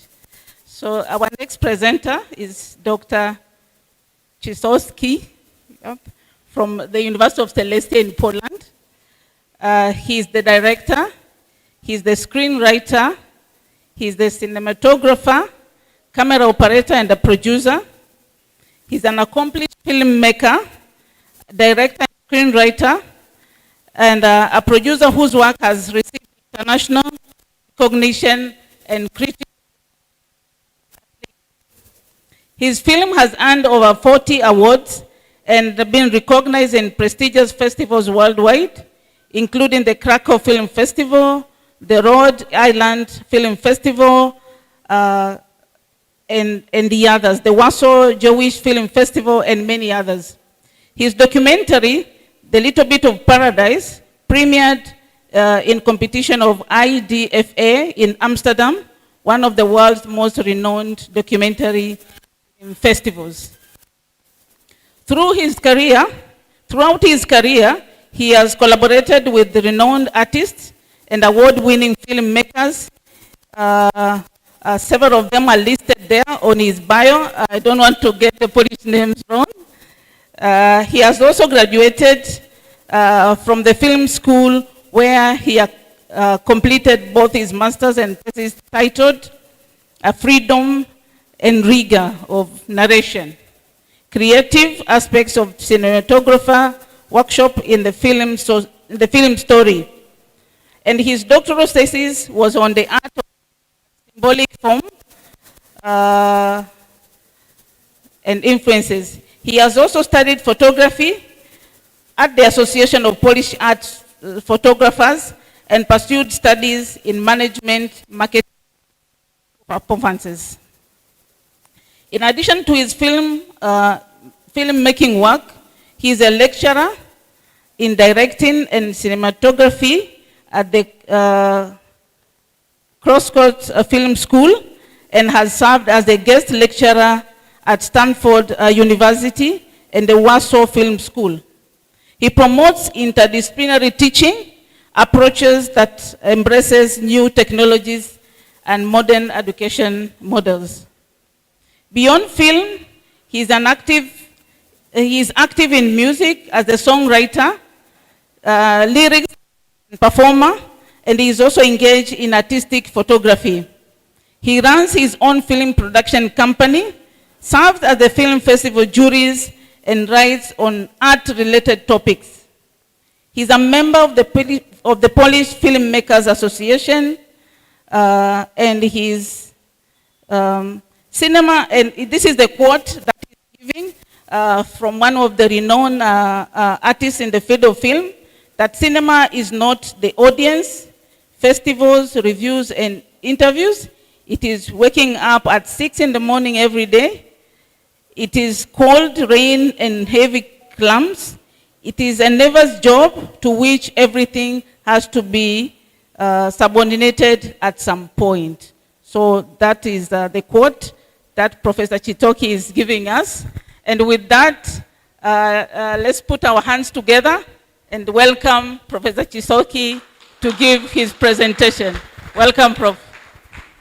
Thank you so much for such a warm welcome here.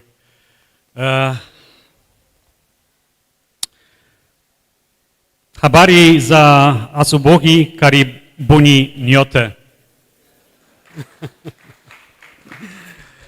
Okay, it is a great honor to me to be here in Kenya. I came to you from Silesia University in Katowice in the south of Poland. And I'm from a film school. It's a faculty of our university. I would say it's one of the leading film schools in Europe. For sure, we teach cinematographers, directors, and film producers. They are earning awards worldwide, producing and directing feature films, also for such platforms, Netflix, HBO, etc. But I'm not talking about I don't want to talk about the successes of students of our school. It's a kind of connected with I will be talking about. I would like to talk today about education and the future.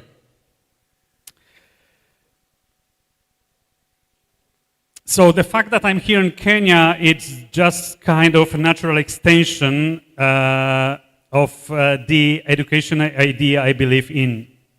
Because in our university, in our school, we invite students from all over the world, also with the Erasmus program, which you are probably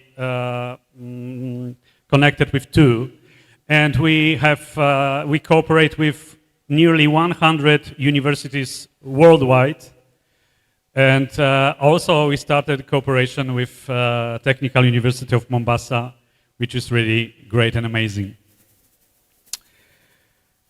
Today we very often speak about the future as if it were only a matter of technology.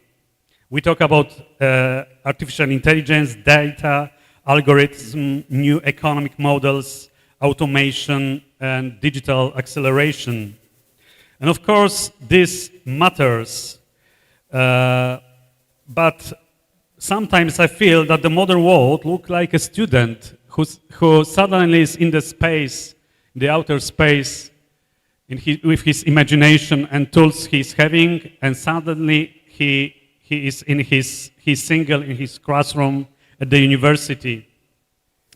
And how to connect these two spaces to these two ways of new thinking. That's a challenge to everybody, especially for us teachers and universities. We can do impressive things. We can generate images and still fail to see the human being. We can have almost unlimited tools and still be unable to have honest conversation. And university, in my opinion, universities, it's a hard time to universities worldwide. Because we have to think about the competition against the market, business, online courses, YouTube tutorials, and even AI. And definitely, we can't copy these models. If the university only passes on information, we will lose. If us, teachers, if we teach people how to use tools only, we'll lose as well. If we only hand out certificates at the universities, we'll lose as well. The market will do it faster, for sure. The algorithm will do it cheaper. The tutorial will do it in less time. But the university will save its future only if it offers what the market, the algorithm, and the tutorial cannot offer: a community of thought and reflection. The real presence of a teacher and a mentor, the slow maturing of ideas, responsibility for language, the ethics of debate, the practice of freedom, the courage to ask questions, and the space in which a young person, a student, can not only gain a tool, but become someone.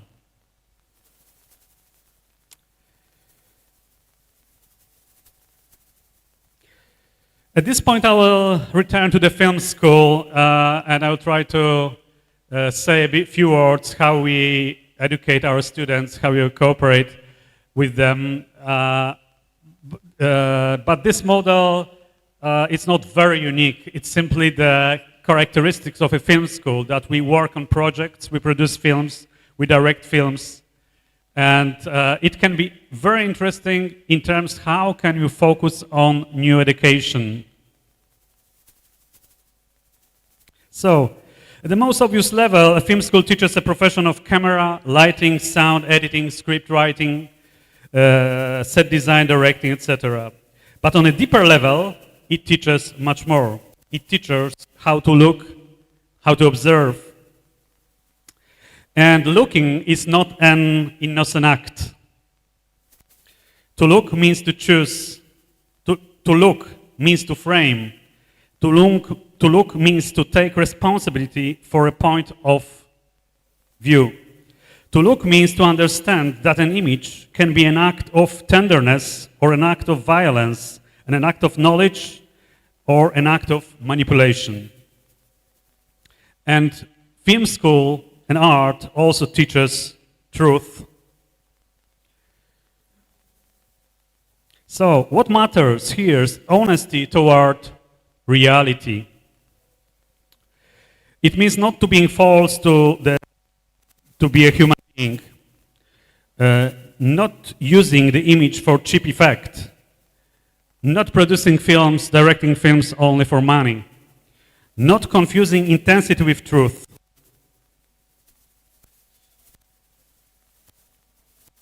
And a film school also teaches thinking.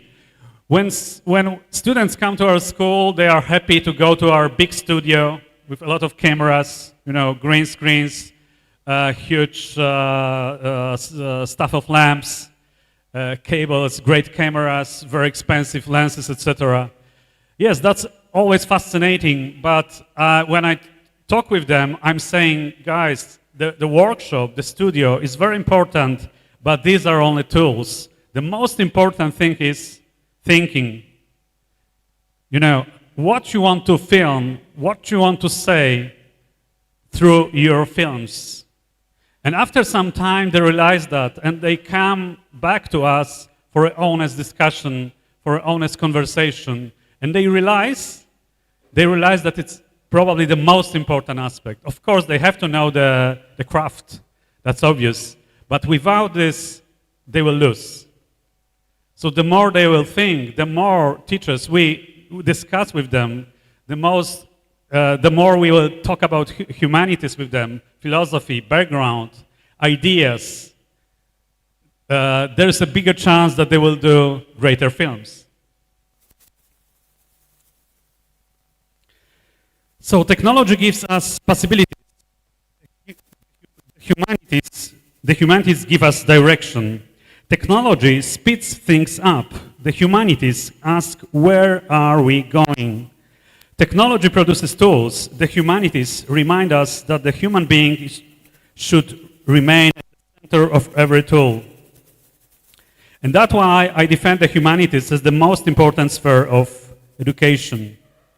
Not the only one, but the most important one. They do not compete with the sciences. They give meaning to the whole of education. Without them, even an excellent specialist can become a person without moral imagination.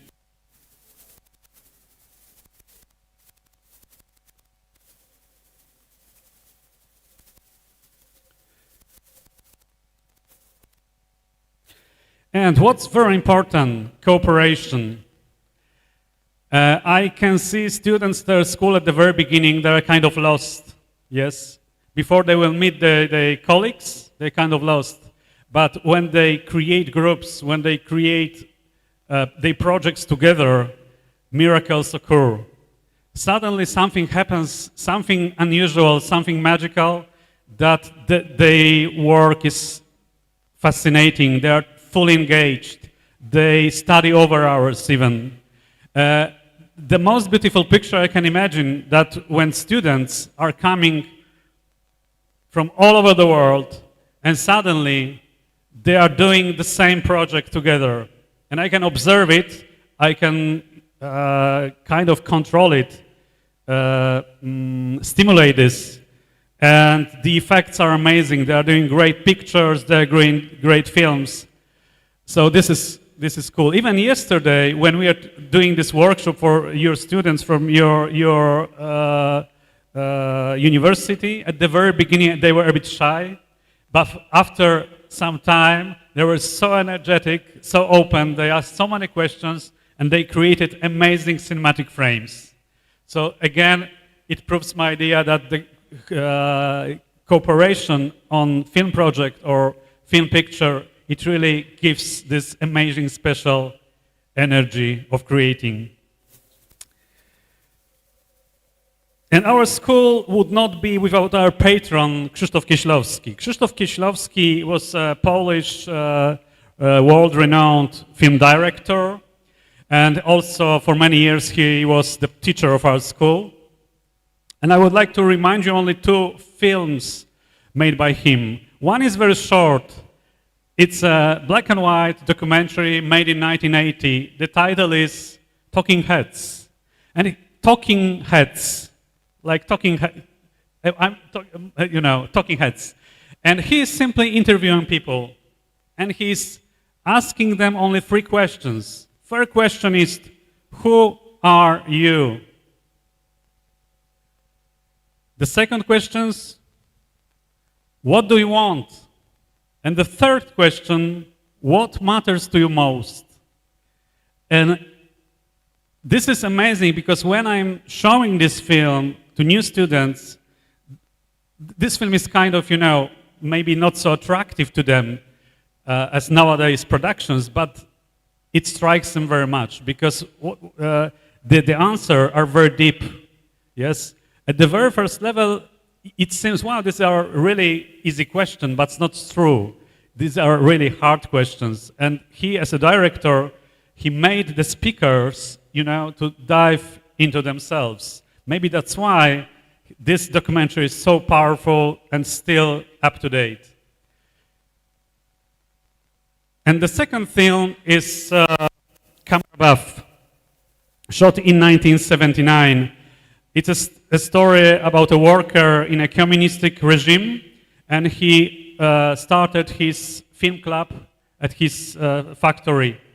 And he wanted to show the environment, but it has turned out that he is being kind of criticized, blocked by authorities, etc. So he is not allowed to tell the truth.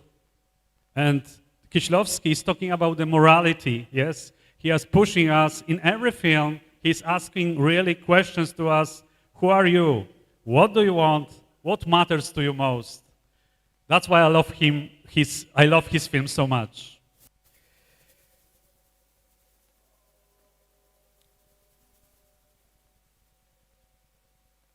Talking about education, why education to me is so important.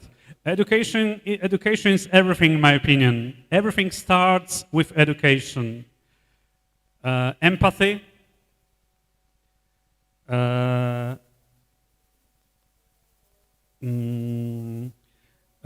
education also creates democracy because it teaches a human being can disagree, but without hatred. So education should teach tolerance, should open our eyes for our neighbors, to understand what the world is about. And filmmaking is also about understanding what the world is about, because we all need a wise description of our world. And suddenly the world is too fast. This description, the story about world, we can lose easily because we read this, and sometimes we don't even recognize which is fake, which is not.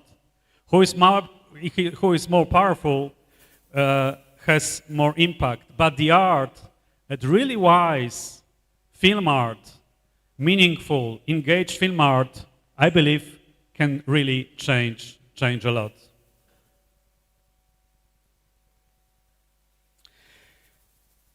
And that's why I also believe in university of cooperation. In universities that know that their strength is not isolation but encounter. In universities that build bridges between disciplines, between countries, between languages, between art and technology, between the humanities and the sciences. I believe in universities that understand that true competitiveness does not lie in a copying business, but in offering something business itself cannot produce, the formation of a human being.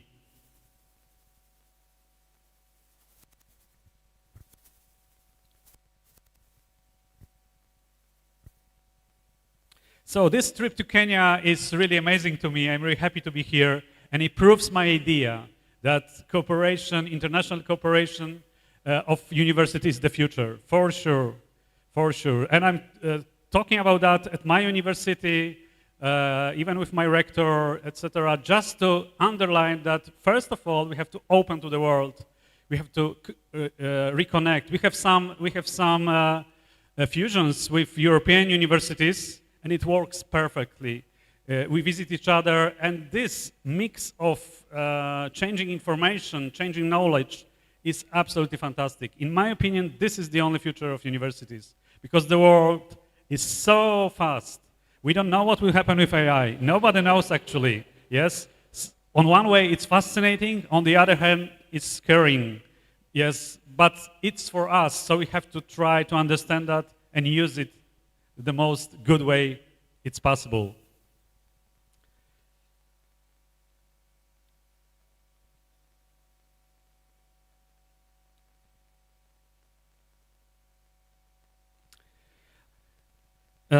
When I was here, when I was flying to Kenya in one of the airports in Africa, had a flight change, and I was reading a magazine, and there was an interview of one of the Ethiopian film festival organizers, and he said one sentence there which struck me really much.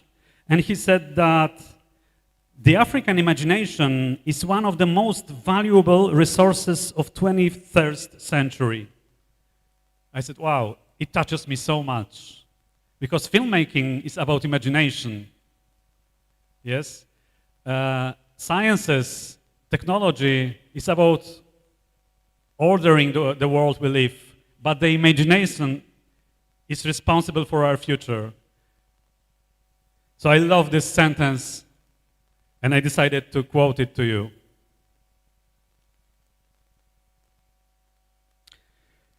So I think Poland also needs Kenyan imagination, Kenyan voices, Kenyan creativity. It needs them not at the margins, but at the center of conversation about the future. And I hope really to cooperate with your university, and you are welcome to our country, to Poland. Thank you so much.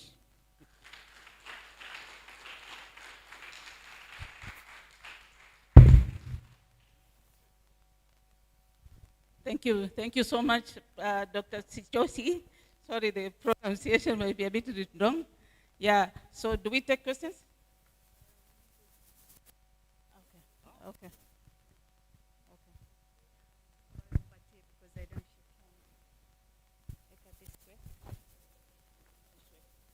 Okay, thank you very much for your participation as a keynote.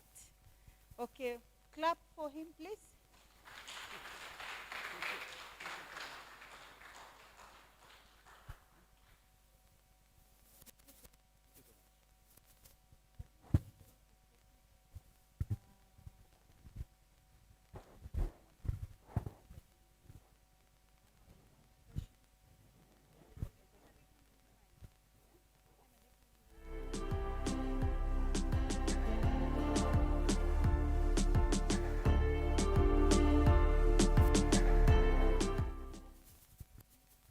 So thank you, members. Guided that if you have questions, you put them aside. There's going to be a session at the end where you can ask questions. But I just want to say just a few words about the project that Professor Dr. Sichosi is supporting us. They are supporting us through this film festival that we started 4 years ago. We are now on the 4th edition, where young people, students of TUM, filmmakers from the community have been submitting films, and those films have been reviewed by the specialists, including our chief guest today, keynote speaker for today. So this time round, we are running the 4th edition, of which we've already received submissions, and they're being reviewed by specialists, including him and the other team that you are seeing around here. So let me take this opportunity to invite you to the award ceremony of this Lampard Film Festival, which is going to happen on Friday from 5 at Alliance Française, where we are going to celebrate our students as they present their film, and the best ones have been selected already, and they'll be winning awards. And this time around, we have a very special award for the best film that is going to be presented.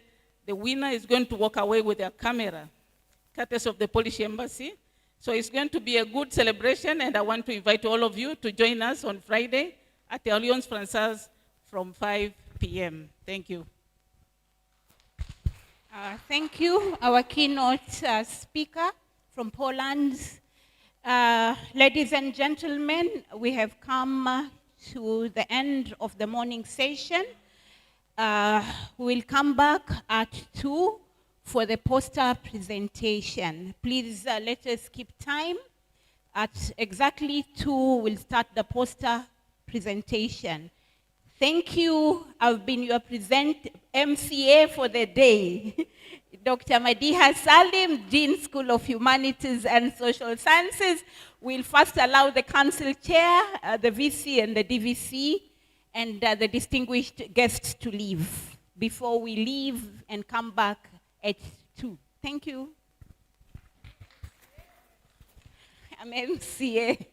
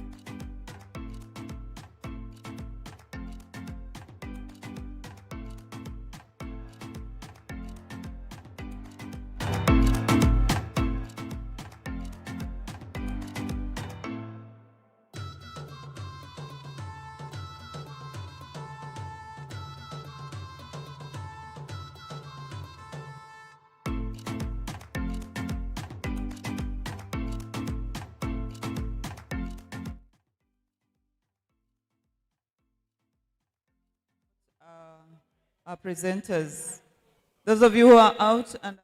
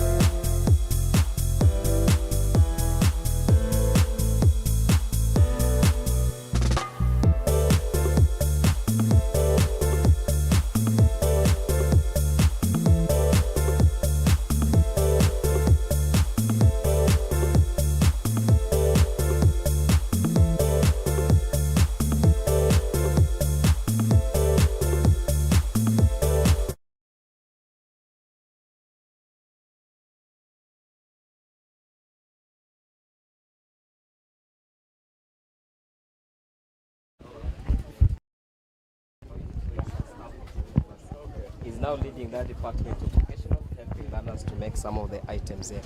Yeah, you are welcome. So we also enroll students with PWD students with special they were able differently as an institution. We are private value partner with them. Where are you based in? We are just here at opposite St. Joseph Catholic. We are just your neighbors here. We are partnering now with the TUM. Yeah. You have a lady called Farida there, no? Farida, yeah, she's the board of trustee, administrative board. Pass my credits to her. I will, sir. Thank you.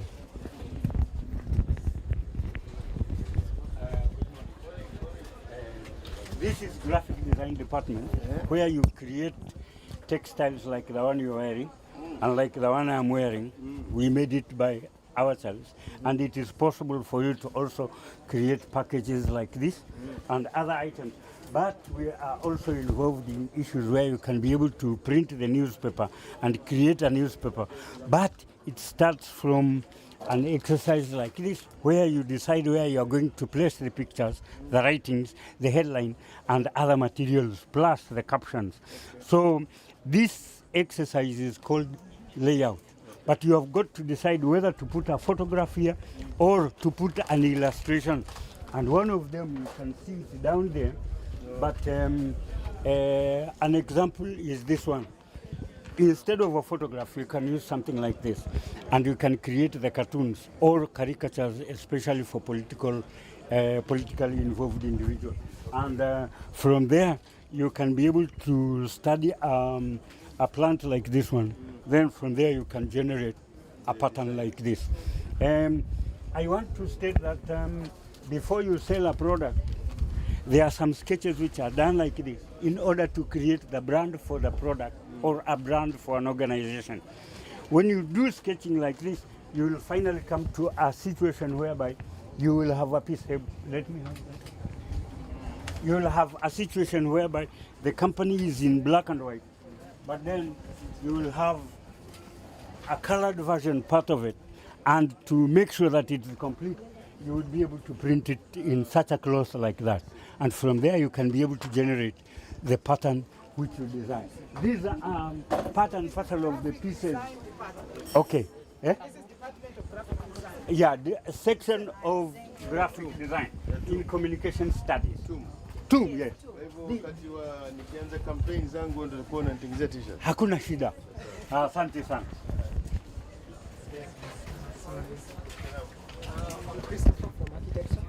This is an urban master plan focused on the Swahili aspect of social urbanism, where the lower levels are basically shops and the upper levels are residential. So for this design, we are thinking about not just living, but living socially by encouraging people to have businesses within their buildings. With that short presentation, you can see the master plan. This is the whole neighborhood in clusters, and it shows a central node where the shopping facilities will be, the main shopping malls. But why did you say Swahili?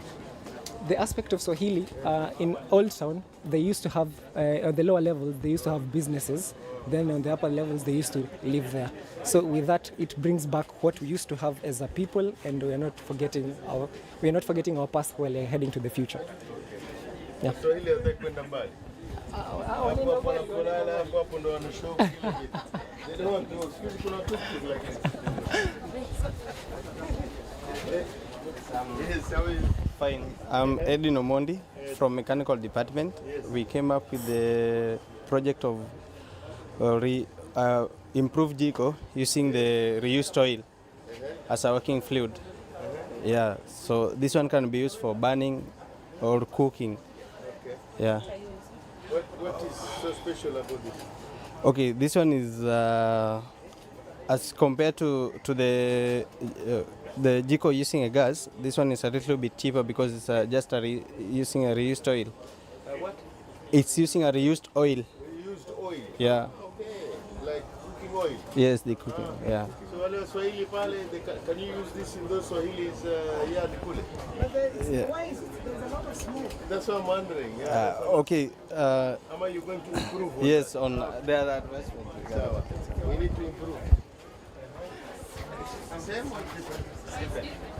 My name is Stella partner is Norbert from the Department of Mechanical and Automotive Engineering, and our project is a plastic bottle shredder. Yeah, plastic bottle shredder. Yeah, so we are shredding these plastic bottles so that we can reduce the size, so that we can reduce the volume of plastic material being transported to the recycling centers. Yeah. So we can. So you assemble this in two? Yeah, at the TUM workshop. Yeah, so we can observe how it is working from here.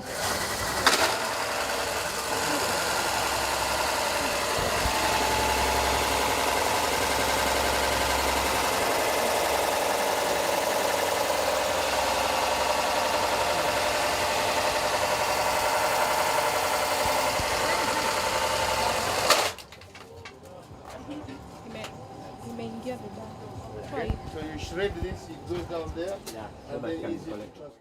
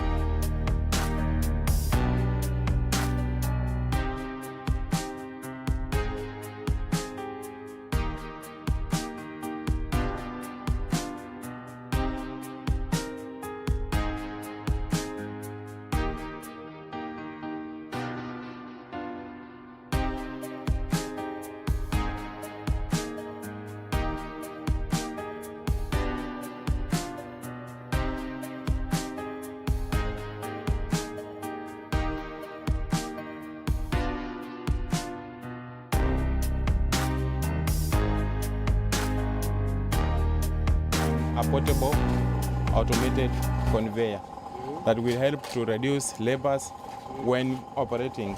You can see it.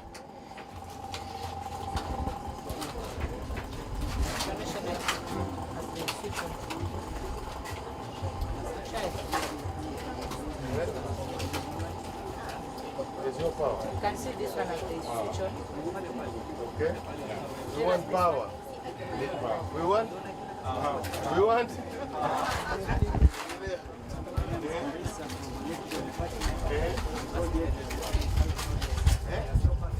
Chopper feeder. So used to chop What does it do? you chop the vegetable into small pieces. Okay. So Steamer. Wacha hiyo pani nyingine. Tutengeneze na sola. Jua mingi hapa. Kwa nini you don't make solar? Na hii ufanye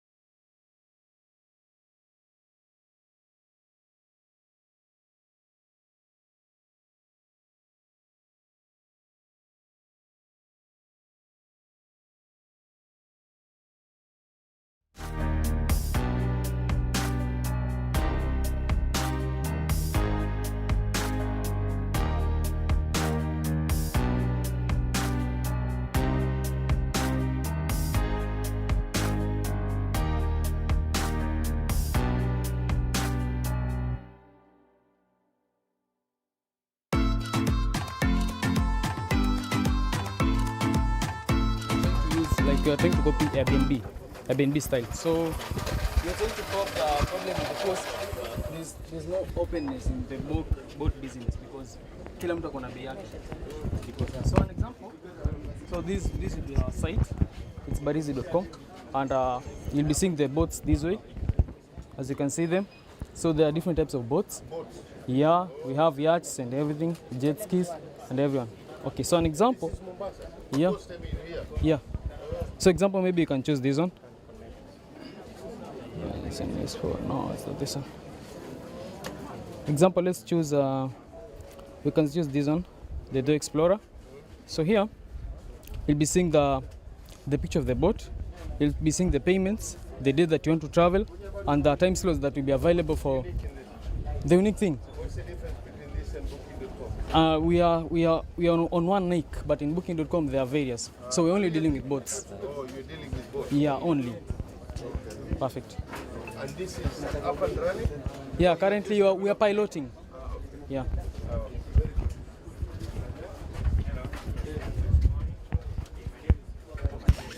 I'm from the ICA department, and today I present Home Meet. So what? Home Meet. So Home Meet is an initiative to help with the housing industry. So what we have today here, we are trying to create a map of Mombasa, and we are trying to map units in Mombasa, and we are trying to map where the properties are in Mombasa. So this is connected to Google Street Map, and it shows you where the buildings are. So the core insight we have is that the housing problem is also a data problem, and you need data to solve the housing problem. You cannot deploy capital. For example, there in the Buxton Point building, they deployed capital, but they didn't have enough data. So that ended up costing them an additional 500 million to just to be able to connect the sewage line. So we are providing that data to make sure that housing becomes easy and seamless. Also, matters of finding a home becomes easier once this platform is available. Yes.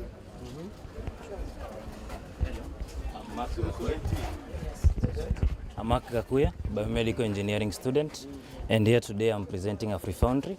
AfriFoundry, we are building the missing 98%. That is the missing 98%. Roughly, on the internet, what African data internet is roughly 2%. So we are building the other missing 98%. At the same time, we are building an AI tuned specifically. Data on what? Specifically data across all sectors. So as per that, we are also building an AI, a thinking partner, specifically tuned for African context. So this is it. As you can see, let's talk about Africa. We have around 202 million data points, verified data points collected from the field, and we're still improving on that. So right now it's cross-referencing as per those data points. Yeah. So with this software, you are the one who developed it, or it was developed somewhere and you're feeding? I'm the one who has developed it. The one who developed. Yes. Is it registered? Yeah, it's already registered and it's already live. Okay. Hello. I'm Lewis Kagiri Ndegwa. I'm presenting an algorithm for compressing image data in medical fields and every other archive out there. It's on this monitor. My presentation, I'm presenting an algorithm for the compression of image data. So normally what we usually do is store multiple files across archives. Like you have multiple files which are repeating themselves and have structures which repeat themselves. So what we are doing? IT guy. Yeah, I'm an IT guy. Working with a medical student. I am working with proven, with already existing data sets for the medical field, and we are running benchmarks according to the medical standards. And it's not only applicable in medical field, we are also applying it in government document storage. Every document storage which has repeating structures, we apply it, and we have estimated that we can cut down on archive storage costs by more than 50% of what is currently stored, saving money for storage and transmission of data. Yeah.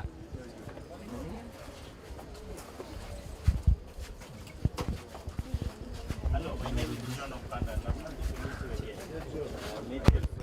Last time. Yes, today I'm bringing you a self-sufficient smart greenhouse. Which one is it? It's a self-sufficient smart greenhouse with hybrid power, yes, and IoT integration. So with this greenhouse, we are creating the environment that the plant needs. So we are able to farm anywhere, regardless of what the climate there supports. If we are farming here in Mombasa and there is a plant that is not supported in Mombasa, the greenhouse sorts you out. And we've integrated it with power because that is the major problem that farmers encounter. So this greenhouse has been integrated with 3 power sources. The main being solar power, because we want to cut down on cost. So if solar power goes off, we have also integrated with grid. The grid takes over, as you've seen, it's not going off. If the grid goes off, we've also integrated it with a generator, just to ensure that since it's a smart greenhouse, like a smartphone, it never goes off. But again, because this is an investment, we've made sure that your investment is secure. We have a security system. This is a live wire. For purposes of demonstration, it is coated, but in the farm it will be live. And it's also acting as a protection. Live because wild animals tend to be the biggest distractors. So when they come into contact with it, they get a minute shock. We don't kill. We just electrocute kidogo anatoroka. But now, when a human being comes to cut it, this alarm will sound until we come to fix. So, and we know thieves do not like distraction. So what you get from here is the environment that you can be able to farm anything, anywhere. And again, it's going to give you more inputs because that environment is going to be precise as it's not interfered. This is already real. I've created it in the way it should be. It's only that I do not have plans, and it's only that it is small. But now what we need is just for you to support me, place it somewhere. We can have a demo here in school. They have land down there, or we can do it in a government land, so that now from there everyone can come and be showcased and see the real, and we move on. The cost of investment for this one would come to 1.5 million. And are you the one? Yes, you promised me something, and no, we. Let us go and record. We agreed last time. Yes. We agreed last time to come back and speak to the VC. Whatever the VC puts 50%, I put 50%. He's here. Last time she wanted. Yeah. Sorry, I was supposed to be taken here. Yes. So with this one, yes. Stand by that. Okay, I'll be visiting you now, sir. Good morning. My name is Marcy from Medical Engineering Department. This is a system used to verify the identification of patients and scan the medication that's supposed to get. So this is the tag. The nurse will scan the patient tag. You get the patient's information. Then you scan the patient's medication tag. If it is correct, the nurse can go ahead and dispense the medication. So if, for example, the nurse scans a different ID. What are you trying to resolve? I'm resolving medication errors in hospital systems where patients get the wrong medication or miss medications on time. Yeah, so if you scan like a tag and you have the wrong medication, okay, that's the right medication, you can continue. If it is the wrong medication, it will send an SMS notification to the phone of the doctor or the in charge. You must have done research. Yes. In terms of research that you have done, what is the scenario? And if it's difficult, it says that in most hospitals, the medication errors, they occur, but they go unreported because if a nurse administers... You have information about medical errors? Yes. How did you get access to know that you have... From the research. I'm also a medical engineering student, so I've been to hospital multiple times, and yeah. They gave you access to that information. But anyway, that's good. So you resolved... Touch on the role of sargassum seaweed in sustainable cosmetic products. We are using the seaweed to produce the cosmetic products which are sustainable by getting the seaweeds from the shores which bloom most of the time. We find they are rotting and producing bad odors. Through research, we've been able to find they are useful in cosmetic formulations, and we have formulated a product here which is a moisturizing cream with anti-aging and inflammatory, and we have done several tests in the university, but we are proceeding to KEBS to get for. We have also registered it as a business so that we can be able to proceed with other registration process. And I want to give you one so that you can have. That's why I've started by asking you when yes. you tested. Yes. The first question is I will ask you the ingredients. Yes. And then I apply it on my skin. I've also shown the ingredients in the labeling here. Okay. Yes. Very good. So you have coconut oil. Yes. Sea moss gel. Aqueous citrus extract. We are using local resources. Vitamin E one, and it's going to resolve my problem. It's not your seaweed. The seaweed has antioxidants, and it helps in building collagen on your skin. That will help you to smoothen your skin and smoothen the fine lines on your skin. Has it been applied on creatures other than Not even. You are yet to test. I've used it for 1 year. Yes, I would like to gift you one of these. Yes, thank you.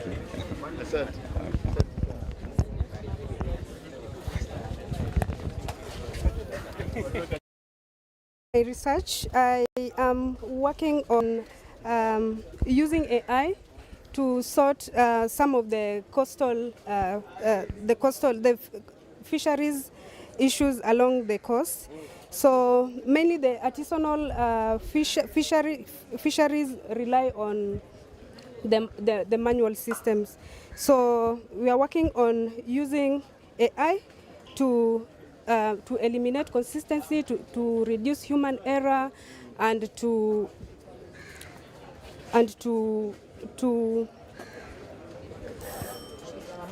sorry, yes.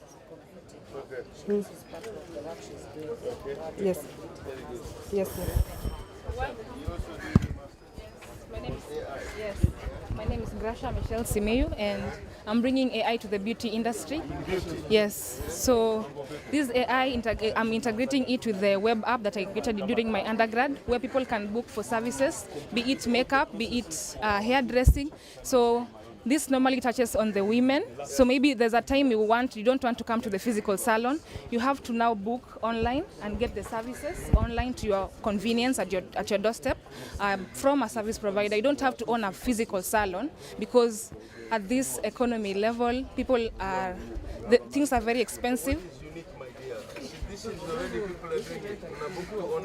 Yes, you can book online now, but there's that part of accountability. You can have a business, but your employees are maybe thieving you. So to prevent that, this AI brings an accountability part that tracks the expenses and people who are paying, and also follows up with the customers.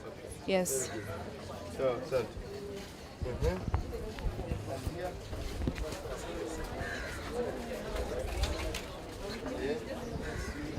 You might be aware we are the ICT regulators, where we license and check compliance on telecom installations.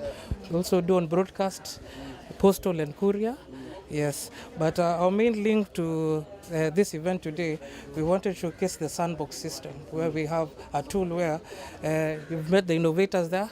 They have an idea, they have a prototype, they can come and put it in our environment here, and then through the environment, we throw in some expertise, create a good environment for you in terms of even regulation. We might not need certain things for you to start operations and all that. So taking you from a baby to something mature, so that you can see how you can survive and the viability within the market. Yes. Yes. Yeah. Also from communication, separates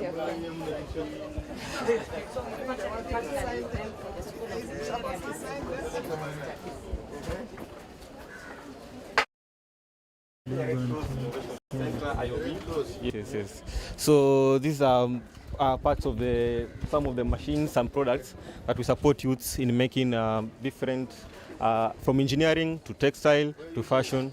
We're based at next to Kenya Forests, opposite Kenya Forests.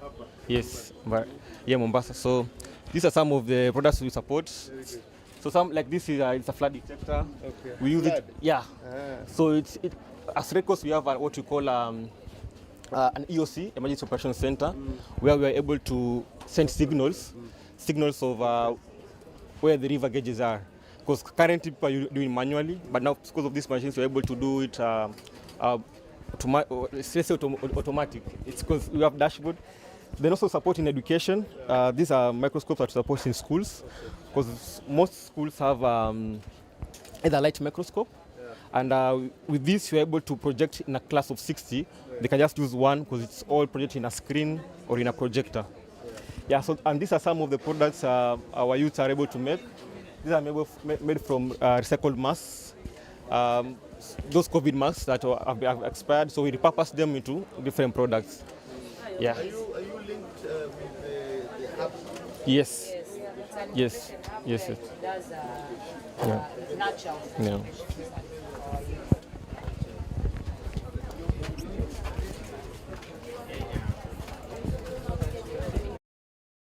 The turbidity of water and the dissolved oxygen, and also the temperature and a few things.